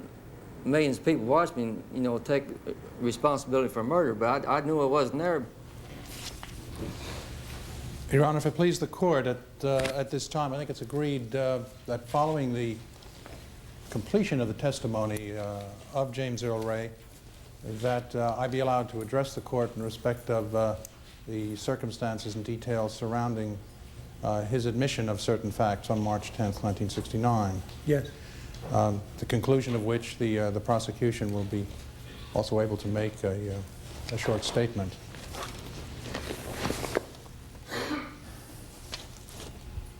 On July 19th, James Earl Ray was transported to the United States from the United Kingdom. He was in a cell block where the lights were on 24 hours a day. There were steel plates over all of the windows, so there was no natural light. There were video cameras on him 24 hours a day, and sound microphones that were available during that entire period as well. So that every sound he made, every move he made, was seen or was recorded. Even his private bodily functions could not be performed without being under the glare of a team of guards who surveilled the monitor and who observed him. He was in these conditions for a period of over 9 months, until eventually he had the hearing. One doesn't have to be a psychologist to begin to imagine the impact on a human being of this type of jail conditions and surroundings. William Pepper now turns to the adequacy of Ray's legal Judge Battle representation. perceived that something was wrong with counsel. Not only had he no intention of trying the case, but he also was physically ill. So what did Judge Battle do? He appointed a local public defender named Hugh Stanton Sr. He had been appointed, this co-counsel of the defendant, he had been appointed counsel for Charles Stevens back in the summer of 1969 by the same Judge Battle. One may attribute it to an overworked public defender system, but the point is, Charles Stevens' affidavit was at the time responsible for James being extradited from the United Kingdom. And it was that testimony that they were going to have to rely on at that time to convict this man. And yet his counsel could not cross-examine him. And why couldn't he cross-examine him? Because he had been his lawyer. And there was no waiver. How outrageous! These plea negotiations went on for 2 months. He knew nothing about them. And he was told he was going to fry if he didn't plead guilty. He was told that a Memphis jury would never acquit him, so he decided he would just throw in his hands as many guilty and sometimes many not guilty people do, and give up until he could get out of there and he could file a motion. The judge was reviewing that motion at his desk when he died on the, I believe it was the 31st of March. In the case of James Earl Ray, a new trial was not granted and has been denied ever since. Mr. Ray, on March 10, 1969, agreed to certain facts. He agreed that he shot Dr. King.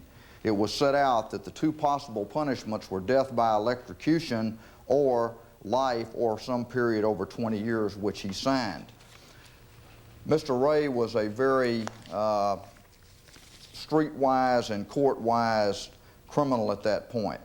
At that time, the judge asked Mr. Ray a series of questions, including, do you understand your rights to go to trial or to waive trial and plead guilty? And he answered, yes, sir. He was asked if this was what he wanted to do, and he said yes. He was asked whether or not any pressure of any kind by anyone had ever been used on him to get him to plead guilty, and Mr. Ray answered no, no one in any way. He was asked if he was guilty of murder in the first degree, and he said yes, legally yes. The next defense witness is Barry Linville, a Memphis homicide detective who viewed the death slug taken from Dr. King's body. I received instructions to go to St. Joseph Hospital and to the UT morgue. While I was at the hospital, they were attempting to find out if there was an exit wound. And were you present when the body was received at the morgue and in Dr. Francisco's presence? Yes. And would you describe what happened at that point? We examined the wound, and then when we turned the body over, we could see the bullet underneath the skin on the left shoulder. Mr. Linville, I'd like to show you Defense Exhibit G. Do you recognize that photograph, Mr. Linville? Yes. Would you identify that photograph? That's a photograph of the left shoulder of Martin Luther King, Jr. And what is this, this lump right here? That's a bullet. That's the actual, you're stating that that is the actual death slug right there? Yes. Were you present when that bullet was removed? Yes, I was. And how was that done? With a scalpel. And who did that? Dr. Francisco. You observed Dr. Francisco remove the bullet, I did. the death slug. Yes. And what was done with that death slug after it was removed? We took it to headquarters, tagged it, took it up to Inspector Zachary and Captain Cochran, turned it over to them. Let me stop you. Who is we? Who took the bullet and tagged it? Lieutenant J.D. Hamby and myself. Would you describe this bullet? Appeared to be a 30-06 caliber. The entire copper jacket was intact, and the end of the bullet was flattened out. The lid, at the end of a 30-06, it's got about, approximately a quarter of an inch of lead, and it was flattened out, but the copper was all intact and showed excellent lens and grooves in it. How many bullets would you say you have seen in your homicide career? Thousands. And in terms of the physical condition of this bullet, how would you rate it? I'd rate it, on a scale of 1 to 10, I'd rate it a 9. Intact? Intact. I'd like to call up on the screen, please, Defense Exhibit G1. Do you see these 3 fragments on the screen? Yes. These have been introduced as the death slug in this case. Is this the bullet you saw? No. Does it resemble the bullet you saw in any way? No.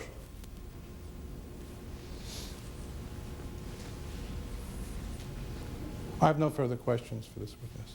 Thank you very much. Are you saying that this bullet was in perfect shape? Yes, sir. If you could step over here now, if you would. Draw the bullet part perfectly intact. I'm no artist. You got to press down.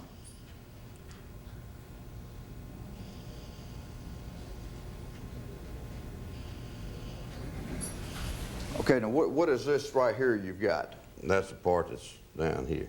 Okay, but the bullet, if it's a perfectly intact bullet, all of this out. That bullet it looks like a bullet. Right. Are you saying what you all saw taken out of Dr. King looked like that? Yes. It was perfect in every manner. Yeah, except right up here. What do you mean right up here? The lead part, it's from here, across here, and up. Let me see. Across here, and on up there, that's lead. And that was flattened. That lead that was up there was flattened, counted to one side. So you're just saying it's that lead part was flattened, yes. That's kind of flattened over like that? Yes, flattened, yeah. But otherwise, you're saying the bullet looks like a bullet? Right. Okay, if you'll have a seat back up there.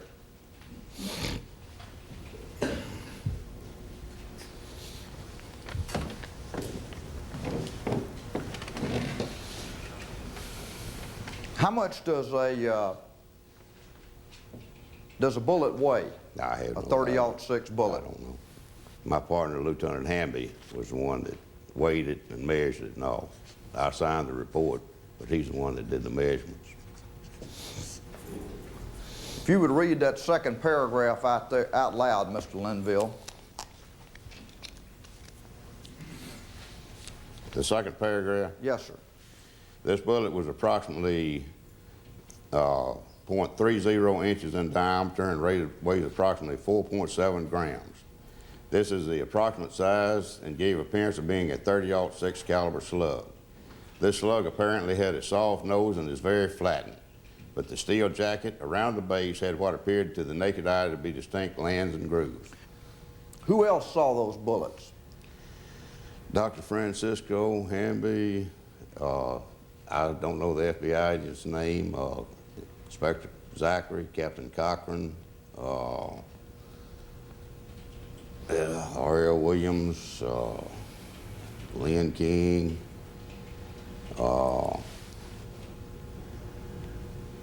I can't remember who all was in the office it was full of FBI agents, I can't tell you. But thought we'd found a piece of gold when we found it. Sir? We felt like we'd found a piece of gold when we found the bullet.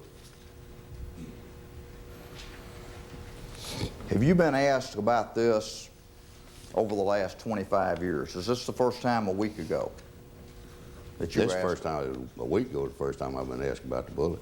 Ever? Ever. Captain, do you recognize this photograph? I recognize the body. I recognize the bullet that was there as being a photograph that I took at the morgue of Dr. Martin Luther King.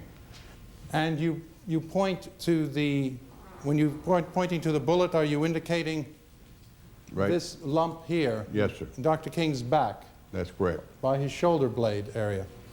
Did you attempt to determine from outside the skin, the structure of that bullet under the skin? Yes, sir, I did. It was very near the skin, and you could take your finger and pinch and feel and roll that bullet under the skin, or suppose it. Well, one could do that, but did you do that? I did. And what did you feel as you pinched and rolled? I felt a very good bullet and was very thankful that we had a bullet to compare. And was it in one piece and intact? What I could feel was in one piece. William Pepper now asked the captain about the condition of Charlie Stevens, a prosecution witness who linked the fatal shot to the bathroom of the rooming house. Did you interview and observe one Charles Quitman Stevens, a resident of that rooming house? I saw him and tried to interview him, but he was too intoxicated to talk intelligently. Captain Smith, thank you very much. No further questions. You're saying at 7 or 7:15 when you got up there, you tried to talk to Mr. Stevens, and you said, tell me what you said about Mr. Stevens. Mr. Stevens was intoxicated to the point he had to lean upon the door to answer questions. He was very incoherent. Do you think a man that's intoxicated is capable of opening a door and seeing a figure going down a hall? I'd say he may have done that. Now, you say you took a picture of Dr. King at the morgue and you felt like, as much as you could feel, that it was a good bullet. Yes, sir. Do you think Lieutenant J.D. Hamby is an honorable man? He was. And do you think if he recorded, described the bullet and weighed the bullet, that it would be accurate? I don't know about that, but he was good. He was a good investigator. The defense calls its own ballistics expert to question the match between the death slug and the .30-06 rifle traced to Ray. As a part of the technical reports of the House Select Committee on Assassinations. Yes, I have. I show you now, if we can call up on the screen, Defense Exhibit H1. Do you recognize those photographs as being photographs of the 3 fragments, as you saw them, of the death slug, identified with the FBI number Q64? That's correct. Perhaps you'll be kind enough to approach the monitor. Yes. And describe for the jury the land and groove impressions and show them where they are. This is a photograph of the side of the mushroomed base of the bullet. This is the bottom of the bullet. This right here, this narrow strip, is a land impression. This wider mark here is a groove impression. And it's the surfaces of these that bear the markings that are used for characterizing the individuality of a particular bullet. The widths of these, the direction of twist, that is whether this land is bending to the right or to the left, and the number of these around the circumference are the class characteristics. Thank you very much. Return. Thank you.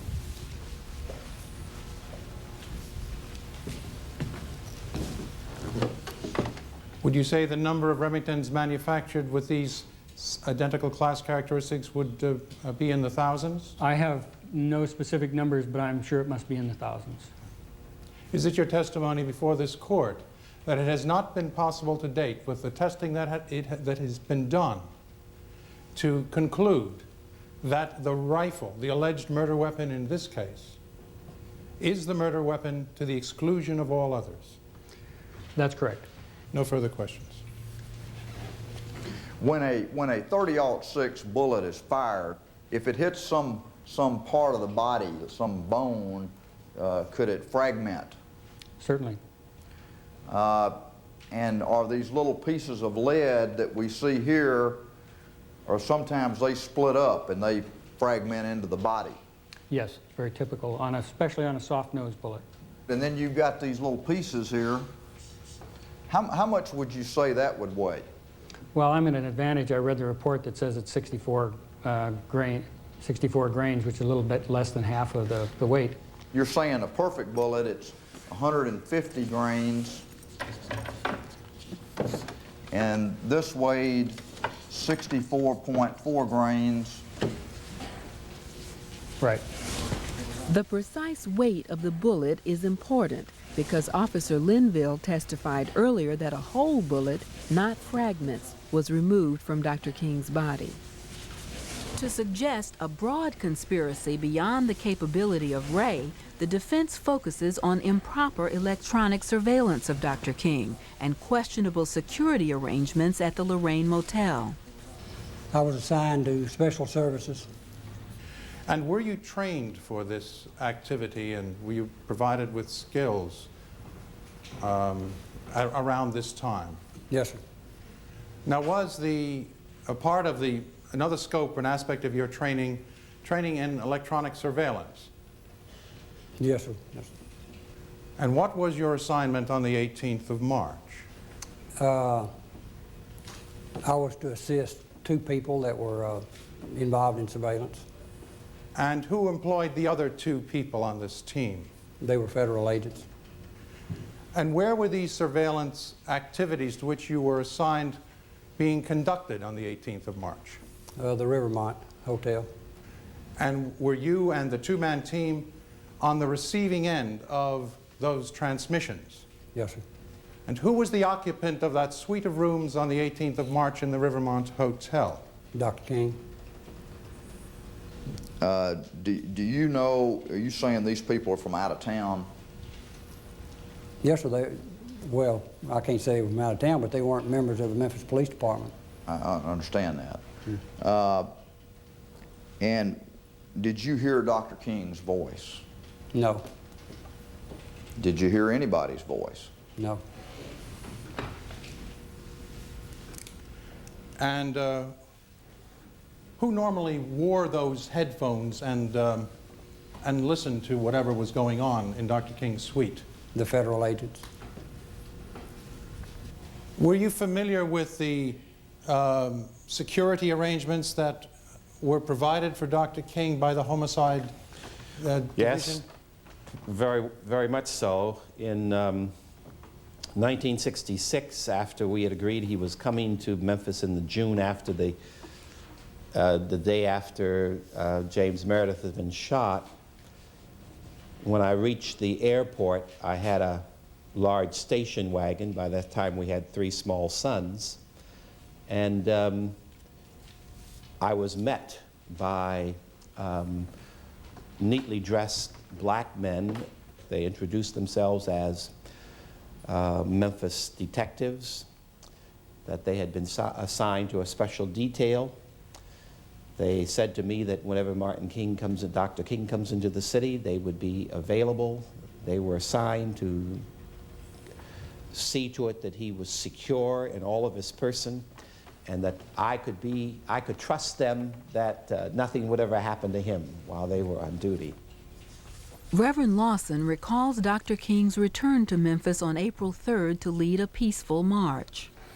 That resulted in Dr. King returning to Memphis on the 3rd of April. Yes, exactly. Do you recall him ever staying overnight at the Lorraine Motel previously, prior to that occasion? No, I do not. Were you familiar with the Lorraine Motel? No, I was not.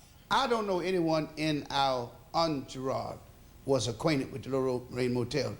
And that's one thing that everybody was so inquisitive about. Where are you taking us? Why the change? what is this Lorraine Motel? Do you know which room Dr. King was issued initially? Well, initially, he was issued a room on what, and I think I'm correct now, what we would call the first floor, the same floor that I was finally issued a room. But for some strange reason, his room was changed.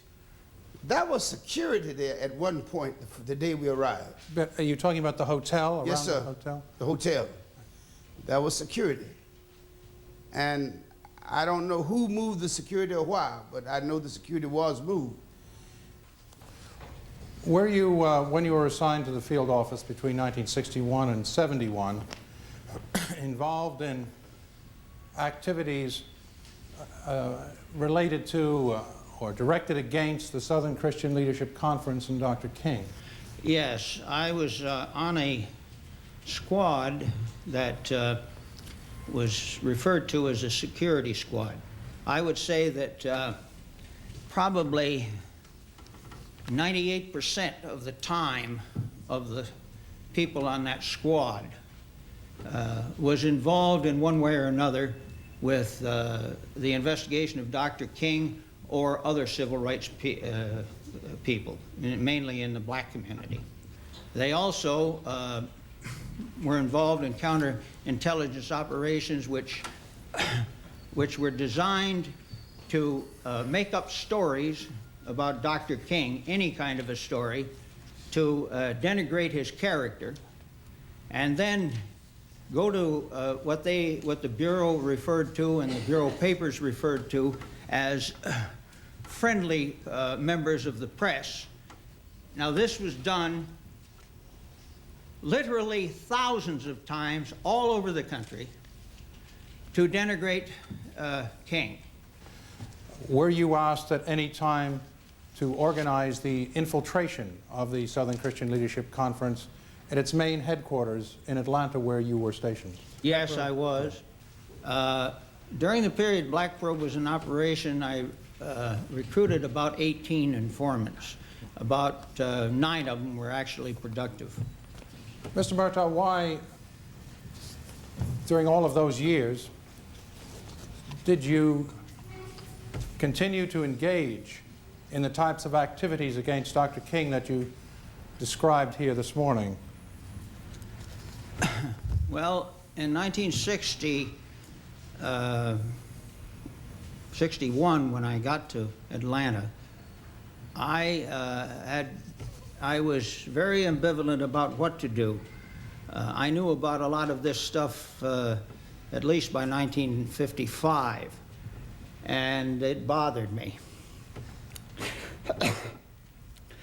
I am a devotee to them. Take your time. I'm a devotee to the Constitution of the United States, to the Bill of Rights, and to all the historical documents and policies that were established by our forefathers to keep us free. And when I saw what was going on in the Bureau, I didn't know whether to resign and forget about it or stay in. And my decision was to stay in and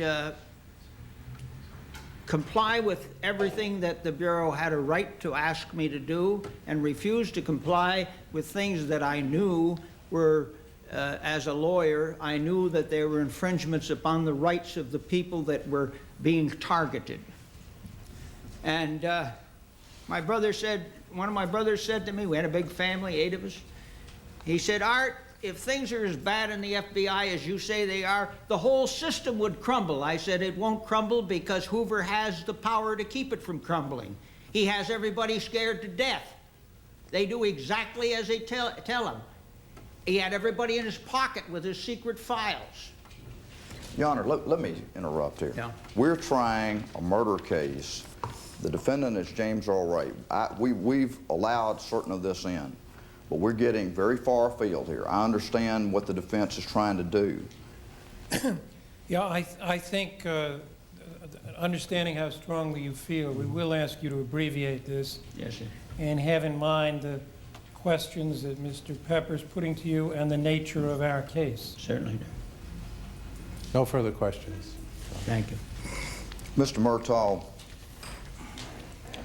it's no secret now in the whole United States what went on between 1961 and following concerning the FBI and Dr. King, is it?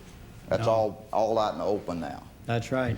And you're not here today to say that every agent of the FBI was a racist, are you? Absolutely not. I would say that a substantial portion of the agents at that time, unfortunately, like the substantial portion of the country, had racial overtones. In other words, the Bureau agents were a mirror of what the population, what their mindset was back then. Is that about right? Probably, yes. You said you recruited 18 black informants and 9 of them were productive. Yes. Were you breaking the law when you did that? No. But the bottom line is, you're testifying here today in a murder trial. That's right. Of James Earl Ray. You see Mr. Ray over there on the Yes. TV? That's what this trial is about. And I will ask you, sir, do you have any evidence that the FBI was part of any plot to assassinate Martin Luther King Jr.? Yes, I have a great deal of it. Do you recall testifying before the House Committee in 1978? The question was asked you. You don't know of any evidence that would lead you to believe that the Bureau was part of the plot to assassinate him. Mr. Murtaugh, I do not. I have never indicated to anybody that I did. You gave that testimony, did you not? Then you were asked, do you have any reason to believe that FBI agents could have been involved in any way in the assassination of Dr. King? And you answered, no reason whatsoever. I still have no reason whatsoever to believe that they were involved in the killing of King. And was it your testimony, in fact, they asked you, had you been running the investigation of the murder, what you would have done, and you said, I think that there was enough evidence in my mind to raise some suspicion as to how far the Klan might have been involved. You remember giving that testimony? Well, at that time, I may have said that, and I think that the Klan could have been involved. Thank you. The defense continues its effort to undermine the statement of prosecution witness Charlie Stevens. Did you talk to any males, any There was male- Mr. Stevens who was in the kitchen, the same room that I looked out the window to see the bushes. What condition was Stevens in when you saw Well, him? He had his head down on the table. He was either sick and I asked him if he knew anything. He was incoherent. Did you attempt to talk to him any more that evening? I did not attempt to talk to him that evening. I talked to him the next day. What was his condition the next day? He seemed to have been maybe recovering from a drunken bout. Now, on April 4, 1968, you were driving a cab. And did you receive a call to pick a passenger up at 422.5 South Main Street? I sure did, old Charlie Stevens. What time of day did you receive this assignment? It was after 5:45. When you went up the stairway to approach Mr. Stevens' room, did you notice the bathroom? Yeah, it was right next to his room. Was the bathroom door open or closed? It was standing wide open. Was there anyone in the bathroom? No. Did you knock on Charlie Stevens' door? I knocked on the door and somebody said, "Come in." I opened the door and they was laying on the bed, too drunk to get up. So how many minutes would it have been in your view from the time that you actually left the rooming house until you heard the bulletin? About 4 minutes. Returning to its conspiracy theme, the defense calls 2 black firemen and a black police officer who were removed from the vicinity of the Lorraine Motel before the shooting. And back in April of 1968, Chief Wallace, where were you assigned? Number 2's engine house on South Main. And was there another black fireman also assigned to that station? Floyd Newsom. And did you receive any instructions or orders on the evening of April 3rd? I was detailed to another engine house, number 33's, which is located out at the airport. And was a reason given to you for that detailing? No. Was engine house out at the airport undermanned? No.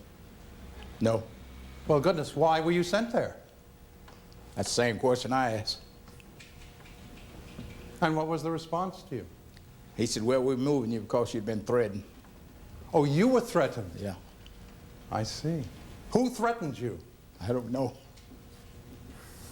Were you aware that Mr. Richmond and Mr. Reddit had a communication down to their superiors that they were concerned about the 2 black firemen down there, you and Mr. Newsom, that y'all were not comfortable with them being there and they weren't comfortable with y'all being there? No. You aware of that? No. Mr. Newsom, did you play any active role in the affairs of the Memphis community during the time of the sanitation workers' strike? Yes, sir, I did. During this period of time, how many other black people, how many other black firemen were assigned to engine house number 2? 1 other than me. And who was that other fireman? It was N.E. Wallace. On April 4th, the day of the assassination, were you to have worked? Were you scheduled to be on? Yes, sir. You were. Were you aware at the time you were working in the fire station of the surveillance activity that was being conducted from the rear of the engine house directed over toward the Lorraine Motel? Yes, sir. How many police officers did you observe being assigned to that surveillance activity? Well, I really can't tell you in number. I do know that there were, best of my knowledge, there were 2 blacks. Did you go to work at engine house number 2 on the 4th of April? No, sir. Because when I arrived home on the night of April the 3rd, a message was there for me to call my lieutenant, who was Lieutenant Jack Smith. When I called him, he informed me that I was not to report to my regular assignment the next day. Instead, I was to go to the number 31s, which is out in Fraser. So on the 4th of April, 1968, the day Martin Luther King was assassinated, you were transferred to this other fire station and you reported there. Yes, sir. Were you needed there? No, sir. Once I was detailed from that particular company, it was short. The company that I was detailed to, I made an extra person. Were you ever detailed after that time in such a fashion? No, sir. And it was not explained to you to your satisfaction? It wasn't explained, period. I raised the question again of Deputy Chief J.O. Barnett, if he could now tell me why I was moved, and he said that it was by orders of the police department. Do you know an officer, police officer by the name of E. Reddick? Yes. Well, would you be surprised to know that Detective Reddick has given a memo to the entire world that he asked you to be removed from the fire station because you were giving them a problem, you were hassling them, and indicated that you were going to reveal their location to the people across the street, whether they were strikers or Dr. King's party? No, I don't know anything about that. That's all, Judge. And from what vantage point did you conduct that surveillance on the Lorraine Motel? From the fire department, which was on Main Street. In the back of it faced Lorraine Hotel. Did you have any difficulty with any of the firemen, particularly the black firemen who were assigned to engine house number 2? Well, not really. Only one of them didn't like the presence of our being there. But in fact, did you request the transfer of either of those black firemen? No, other than in our report we stated that one of the firemen did not like our presence there. In the course of your duties on April 4th, did you, the day of the assassination, did you complete your regular work day? No. A man by the name of Lieutenant Orkin came to the firehouse and stated I was wanting it at the headquarters. We drove back to headquarters, parked, went inside to the director's conference room. Once entering, there was a man standing at the door, had just arrived from Washington, who was a Secret Service person, stating that there was a contract on my life. At this, the director said, "You were going home anyway." And we proceeded out the door to my home. After Dr. King was killed, what happened to this threat on your life? Well, Thursday passed, Friday passed, Saturday passed, Sunday they said come back to work. So the threat disappeared? Disappeared. After Dr. King was killed? Right. Detective Redder, thank you very much. No further questions. Do you recall that you and Officer Richmond went to the airport on April the 3rd? Yes. When Dr. King arrived in town? Yes.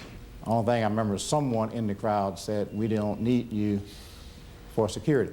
My minister had told me that to be careful of myself because people were saying that I was carrying messages back and forth, which he knew was untrue. So you were accused by people at the church of being a spy, basically? Yeah, basically.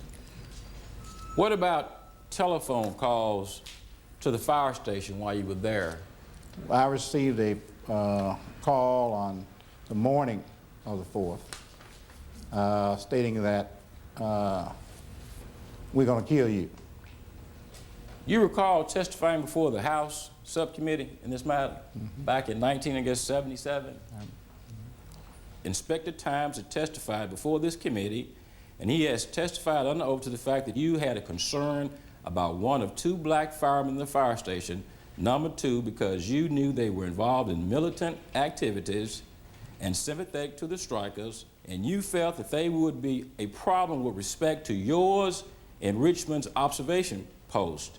And pursuant to that communication, Inspector Times then called someone in the Memphis Fire Department and stated the problem, and thereafter, as we know, the firemen were transferred. Do you recall talking to Inspector Times about this? And your answer, Mr. Reddick, "I remember writing it." The defense argues that the death shot came not from the bathroom of the rooming house, but from a brush-strewn vacant lot between the rooming house and the Lorraine Motel, which was ordered cleared on the morning after the murder. After the shot, we ducked down, and the first thing I saw was Dr. King's leg dangling over the balcony. When I saw the leg, that's when I looked back and saw the smoke. It couldn't have been more than 5 to 10 seconds. The smoke came up out of the brush area on the opposite side of the street from the Lorraine Motel. I saw it rise up from the bushes over there. I also noticed quite early the next morning, around 8 or 9 o'clock, that all of the bushes and brush on the hill were cut down and cleaned up. It was as though the entire area of the bushes from behind the rooming house had been cleared. I will always remember the puff of white smoke and the cut brush, and having never been given a satisfactory explanation. When I tried to tell the police at the scene as best I saw, they told me to be quiet and get out of the way. I was never interviewed or asked what I saw, by any law enforcement authority in all of the time since 1968. And would you describe for the court your movements on April 4th, 1968? Yes, sir. We were on routine patrol in the downtown area and also the perimeter of the downtown area. I went up to the rear of the building hotel, which is located across the street from the Lorraine Motel. What did you, how would you describe that rear backyard area of that rooming house? Growed up quite a bit with large hedge-type bushes and weeds. And did you find any evidence? Yes, sir. On the south side of the building, I did locate what appeared to be a fresh footprint. Where was this, this footprint? It was right, it would be on the southeast corner of the building, approximately 7 or 8 feet, I would think, from the corner of the building. And what did you do when you saw this, as you've described it, apparently freshly made footprint? I advised one of the homicide officers on the scene that what I had found, and he told me to secure it until they could get a team over there to make a cast of it. Your Honor, the defense would like to call up on the screen Exhibit O. Which is a photograph taken of evidence in the clerk's office, being 2 footprints, apparently 2 footprints. While you all were there, could you tell if that print had been there for 1 minute or 10 minutes or 45 minutes or an hour and 15 minutes? No, sir, I could not due to the condition of the ground. I couldn't say. There's no way of telling how long that print had been there? No, sir. And did you have the occasion on the following day, April 5th, to send out a cleanup team to the crime scene area behind the rooming house on South Main Street? I received a telephone call from a representative of the police department, and the request was to assist the police in cleaning that lot in looking for evidence. Our people would have followed the direction given by the police as to speed, as to what they cleaned, etc. Thank you very much. No further questions. You're saying the police wanted to go out there and they wanted some of this cleared off so they could look on the ground and within the debris to see if they could find additional evidence. Is that what you're saying? They told me they were looking for evidence. Did you have a telephone conversation with Mayor Ingram on the morning of April 5th? Yes. And as a result of that conversation, did you go over to the South Main Street area? Yes. And where did you go there, and what did you observe in the South Main Street area? The trees which line the embankment behind the rooming house and which would have overlooked the Lorraine Motel had been cut and the area had been cleared and cleaned. Now, you received this call on the morning of April 5th. Right. I remember City Hall reporter had gotten a statement from City Hall saying the sanitation crew had cleaned it up to make it look better for all the people coming into town. Back in April of 1968, for which paper were you writing then? I was writing for the New York Times. You were a New York Times reporter. Yes. And were you given an assignment to Memphis, Tennessee in April of '68? Yes, I was. And what was your assignment? Well, at that time, Claude Sitton was the national editor of the paper, and I was working as a national correspondent, and I was told to go to Memphis, Tennessee, and we had a meeting And at this meeting, he told me that he had gotten information that Dr. King now had people as a part that were a part of his group that he couldn't control. He said he could no longer control his people. And he explained some of that to me, and I remember the last words where he wanted me to go to Memphis and nail Dr. King. Okay, now we're on the last hour of Dr. King's life. Right. And at 6 o'clock, at 6 p.m., where are you standing and what are you doing?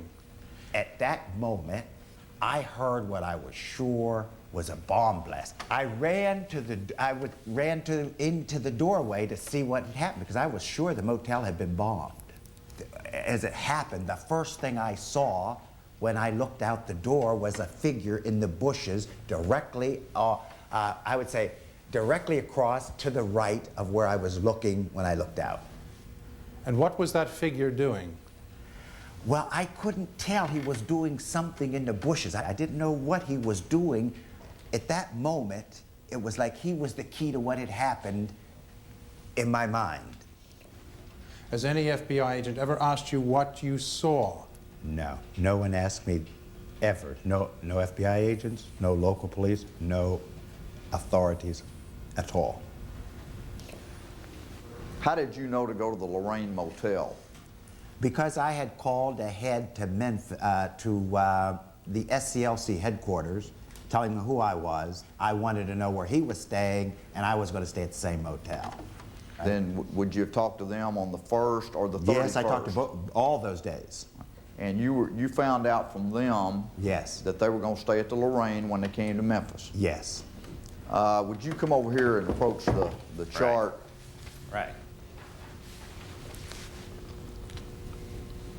Point to where you say you were staying at the hotel or motel. I think my room would have been about like right in here or something like that. So you come to the door when you hear the bomb blast and you're standing there in your shorts. Right. And you look and right. Where do you say this man was in the bushes? He was right here in the heavy part of the bushes. These bushes, mind you, I say bushes.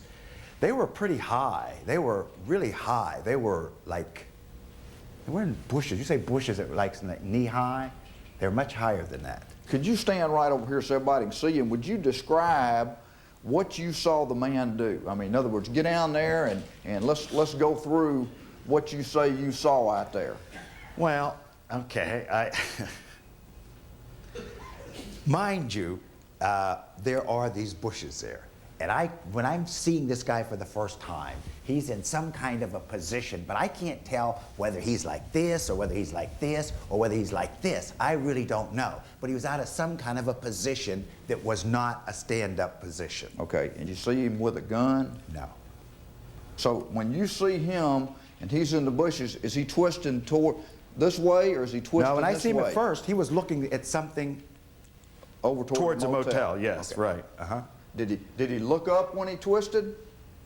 He was still looking over to the balcony. Was this man white or black? He was white. What was he wearing? I don't know. I thought it was some kind of a coveralls or something. I said in my notes, I thought he was in coveralls or something like that. I couldn't really be sure. Over the years, up until recently, were you aware the House Committee looked into this? Yes, I was. And did you offer to tell them what you saw? I didn't think it was my place to offer to them, but I did write in the newspaper and saw to it it was published what I knew and why I knew it. Thank you. Your Honor, that being the last witness available to the defense rests. Ladies and gentlemen, we're now coming to the critical final stages of this trial. The prosecution, which has the burden of proof, has the right to make an opening argument. Then you'll hear the defense argument. Then you will hear whatever rebuttal the prosecution is entitled to make because it does have the burden of proof. The reason why we are here today is because back on April the 4th, 1968, at about 7 o'clock p.m., a wife and a mother received a telephone call. A call that we would all dread to receive, which caused her to huddle her 4 children together and say, "Daddy is not coming home tonight. Daddy is not coming home again." That's why we are here. The judge is not going to tell you we got to prove or disprove whether the bushes rattled, whether something was in the bushes, man or beast, but was there any significant proof that a shot was fired from the bushes? Let's move to some testimony in this case, and a lot of time was spent on Mr. Charles Stevens. Charlie Stevens, the tenant in the boarding house. Whether he was intoxicated or not. I submit to you, if a person fires a .30-06 rifle in a room right next to yours, that you're going to hear it. Whether you are sober, slightly intoxicated, or intoxicated. A shot that loud in a room like this would wake up the dead. One witness described it as a bomb blast, and he is away across the street. Charlie is right next door. And of course, we heard about Raul. Raul, the man who can appear and disappear at will. You know why? Because he's a figment of James Earl Ray's imagination. He exists only in the darkest recesses of his mind. Of course, Dr. Pepper will say, "Poor James, poor James, poor James." Well, quite frankly, he ought to count his blessings, because some people still believe in an eye for an eye. On behalf of the state of Tennessee, we thank you. We ask you to return the proper and appropriate verdict in this case, and that's guilty. Guilty of murder, because that's what he did. Thank you.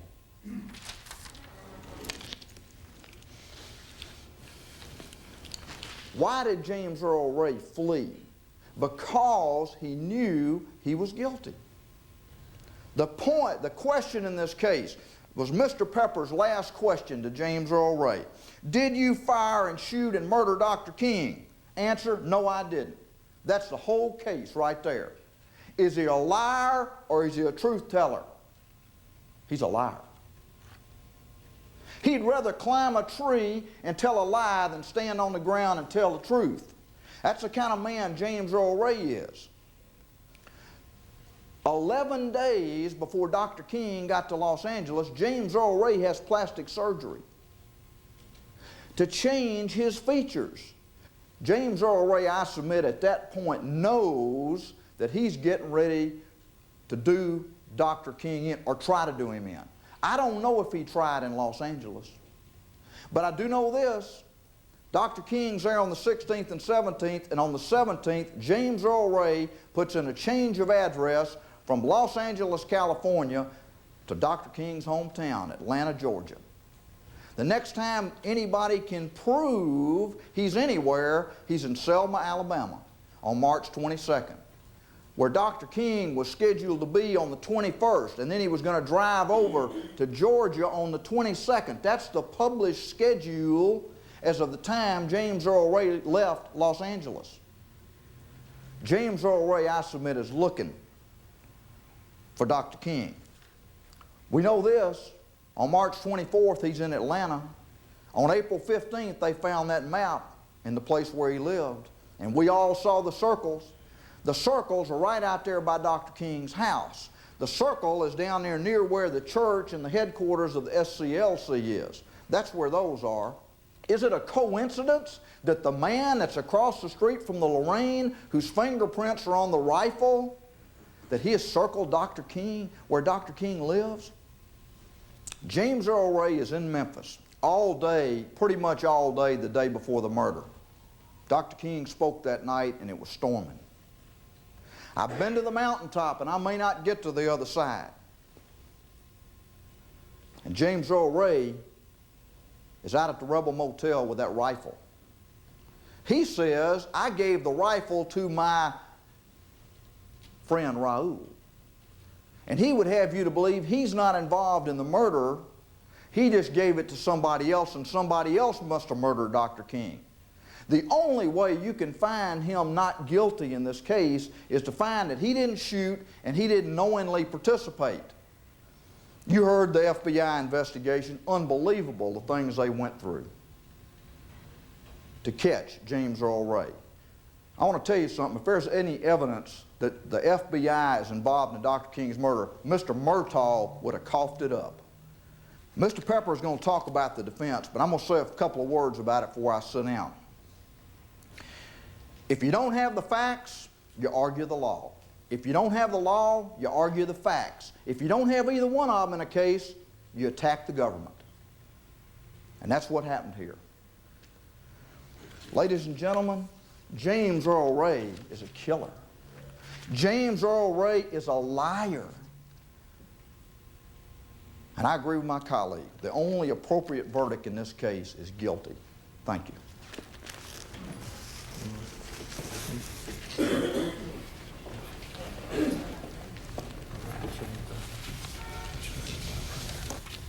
Good afternoon, ladies and gentlemen. The burden is on the state to prove guilt beyond a reasonable doubt. And the state's case is basically a case, as they've admitted, of circumstantial evidence. Let me move on for a moment this discussion about James Earl Ray, because he's not a murderer. He's never been involved, never any hint of any crime of violence. James was, so the prosecution says, involved in the act of stalking Dr. King. He stalked him. Well, I think that's really absurd in light of the facts. Dr. King came to Los Angeles from Detroit the weekend of March 17th. James left Los Angeles on March 17th. Dr. King arrives, James Earl Ray leaves. Is that an example of stalking? Hardly think so. James had a habit of circling maps when he went into towns and cities. He would draw little circles around them. But it's misrepresentation to say that those circles on the Atlanta map, as we all saw here, and as the evidence reflects, were around Dr. King's house. I mean, around. That means the house inside, or around the SCLC headquarters. Because they weren't. They didn't enclose them. James Earl Ray is not a racist. There's no indication that he hates black people, that he's had difficulty with them. I don't believe the state has shown a shred of evidence of any motive whatsoever. Now, I think we should put aside the heat for a couple of moments, and I think we should really look at the state's case. They have a weapon that was found in a bundle of evidence thrown down beside Knipe's amusement parlor, and they tried their best to match that weapon to the death slug. And they were unable to do so. The fact is that that's a throwdown gun that James was instructed to buy in Birmingham, Alabama, and turn over so that, in fact, it could be thrown down, so that it could be left behind. You note in their summation the prosecution didn't mention Detective Barry Neal Linville. You recall he was the detective who took the bullet, tagged it, and off it went to Washington to the FBI. You've heard the description of that bullet as being a single slug, intact single slug. When Linville saw this, he was amazed. He couldn't hardly contain himself. He said, "That's not the bullet. That's not the bullet. That's not the slug. That's not what I saw." Now, the prosecution maintains that the shot came from a bathroom, the bathroom in the rooming house. There are no fingerprints anywhere in the bathroom. We also know that when a taxi cab driver went up to pick Charlie Stevens up shortly before 6 that afternoon to take him, because there was a call for him to come, James McCraw, that Mr. McCraw saw the bathroom door open. This is just before 6, and no one in it. And when he saw Mr. Stevens, he was so drunk, he decided not to take him. No, ladies and gentlemen, the shot the defense suggests, and the proof and the evidence indicates, did not come from the bathroom. The shot came from the brush, from the bushes down below, from the backyard. That's where the murderer lay in wait for Dr. King. The Reverend James Orange testified in a sworn statement that he saw a puff of smoke rising from the same brush area after the shot. And then we had journalist Earl Caldwell. He saw a man crouching in the brush area and rising. Now, that's where the shot came from. That's where the evidence indicates the shot came from, not the bathroom. If there is no significance to the brush in the back of the rooming house, why was it cut? To assist the police to find evidence? No. The defense suggests the brush was cut so that it could never be suggested that there was enough brush there to conceal a sniper. And there was. James Earl Ray arranged this. James Earl Ray caused all this to happen. Could James Earl Ray cause the scene of a crime to be tampered with in this way? An FBI agent on the stand here, Agent Hester, he said 3 times, and finally he said categorically, the FBI did not have any electronic surveillance on Dr. King when he was in Memphis, Tennessee. You heard the testimony of a witness who was one of a 3-man team who, in fact, carried out that surveillance. Reverend Hosea Williams, who was one of Dr. King's closest aides, testified for the defense that Martin's hotel room and the hotel itself, the reservations itself, were changed. He was to have been in a ground floor room instead, where there would have been more security and protection for him. Instead, he was moved upstairs. Could James Earl Ray arrange this? Could James Earl Ray do this? And then there was the removal of firemen Newsom and Wallace and Detective Reddit. James Earl Ray has been incarcerated for 24 years. To find him guilty is to perpetuate that incarceration. To find him not guilty as required by the evidence in this case will make all the difference and will right a wrong that has existed for a good portion of all of our lives, the lives of each and every one of us. Thank you very much.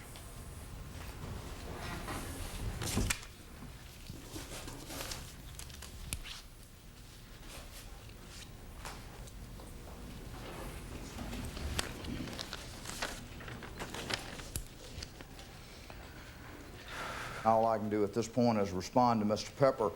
He says, let's get this case in an air of civility and serenity. You think the killer gave Dr. Martin Luther King any civility that night? No hint of any crime of violence from James Earl Ray. He's not a marksman. Oh, yeah? He agreed that you qualify with a rifle in the Army at 100 yards at 200 yards and 500 yards. In this case, it was a 205-foot shot from the window with a scope that can magnify up to 7 times. Ballistics, we never contended.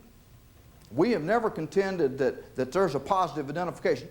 This thing with Mr. Linville is kind of amazing, but you remember we had to draw the thing up there, and I was thinking, good night, where did that come from? Because we had read Mr. Hamby's affidavit, and of course Mr. Linville acknowledges Mr. Hamby is the guy that took custody of the bullet.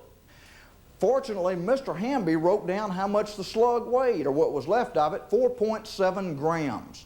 And so I had to ask the expert, am I dreaming? What's going on here? Mr. Morton, the next witness after Linville, how much does a .30-06 slug weigh? 9.7 grams. I don't know why Mr. Linville said what he said. He's mistaken. Why was the brush cut? The man that was in charge of cutting it said to assist the police to find evidence. If the bushes are that thick, let's get down there and look on the ground. Maybe somebody was out there. Didn't find anything. You know, when I was little,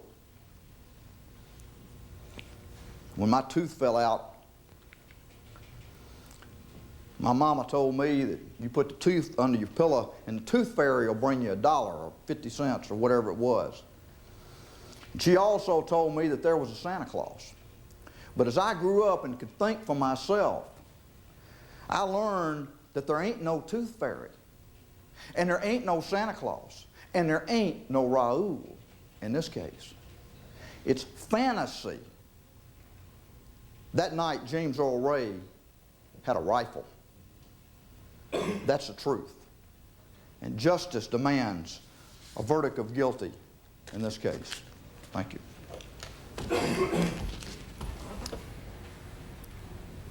Ladies and gentlemen of the jury, you've now heard the evidence in this case. It is my duty now to read you your instructions on the law that governs this case and will govern your deliberations. You, the jury, are the sole and sovereign judges of the facts. I come now to the specific charge in this case of first-degree murder. Before you may find the defendant guilty of this charge, you must be satisfied that the prosecution has proved beyond a reasonable doubt each and every one of 5 essential elements. First, that the defendant unlawfully killed Dr. Martin Luther King, Jr. Second, that the killing was malicious. Third, that the killing was willful. Fourth, that the killing was deliberate. Fifth, that the killing was premeditated. A person may be found guilty of a crime if the person is shown beyond a reasonable doubt to have acted as an aider and abettor in the language of the law. You will understand, of course, that mere presence at the scene of a crime does not make a person an aider and abettor. There must be evidence that the person knowingly participated in the commission of the crime. Reasonable doubt is the kind of doubt that exists if, after examining all the evidence in the case, you find your minds unable to rest easily upon the certainty of guilt. Reasonable doubt does not mean absolute certainty or doubt beyond mere speculation. If absolute certainty were required, then no one could ever be convicted of a crime. Now, under the governing law of Tennessee, if the evidence is found to be entirely circumstantial, before you may find the defendant guilty, you are required to find that all the essential facts are consistent with the hypothesis of guilt. The verdict in this case may take one of 2 forms. It may say, we, the jury, find the defendant not guilty. Or it may say, we, the jury, find the defendant guilty of murder in the first degree, as charged in the indictment. And that, ladies and gentlemen, concludes your instructions in this case. The jurors may now retire and proceed to commence their deliberations. Sergeant? Yes. The jury is retiring now to consider its verdict after hearing more than 50 hours of testimony over a 10-day period. If the jury has a reasonable doubt, they must find Ray not guilty of the murder of Dr. King. But on instructions from the judge, the jury must find Ray guilty of murder in the first degree if they find beyond a reasonable doubt that he pulled the trigger or he knowingly participated in the commission of the crime. We will hear the verdict shortly. The program you have seen tonight has been edited for television with the cooperation and approval of both attorneys. They believe it represents a fair and balanced presentation of the evidence. Although the verdict you are about to hear will carry no legal weight, James Earl Ray, after 25 years, has had his day in court.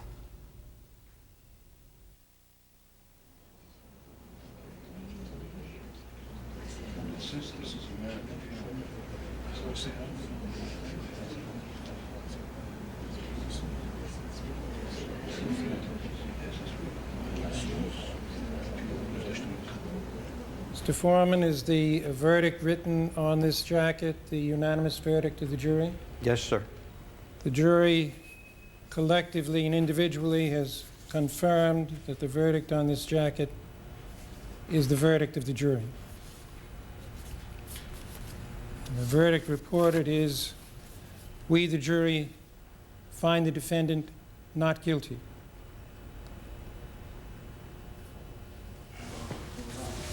And so the trial of James Earl Ray comes to an end. There have been no actors, no scripts tonight. You have seen real witnesses, real lawyers, and heard the considered opinion of 12 citizens who have served as jurors.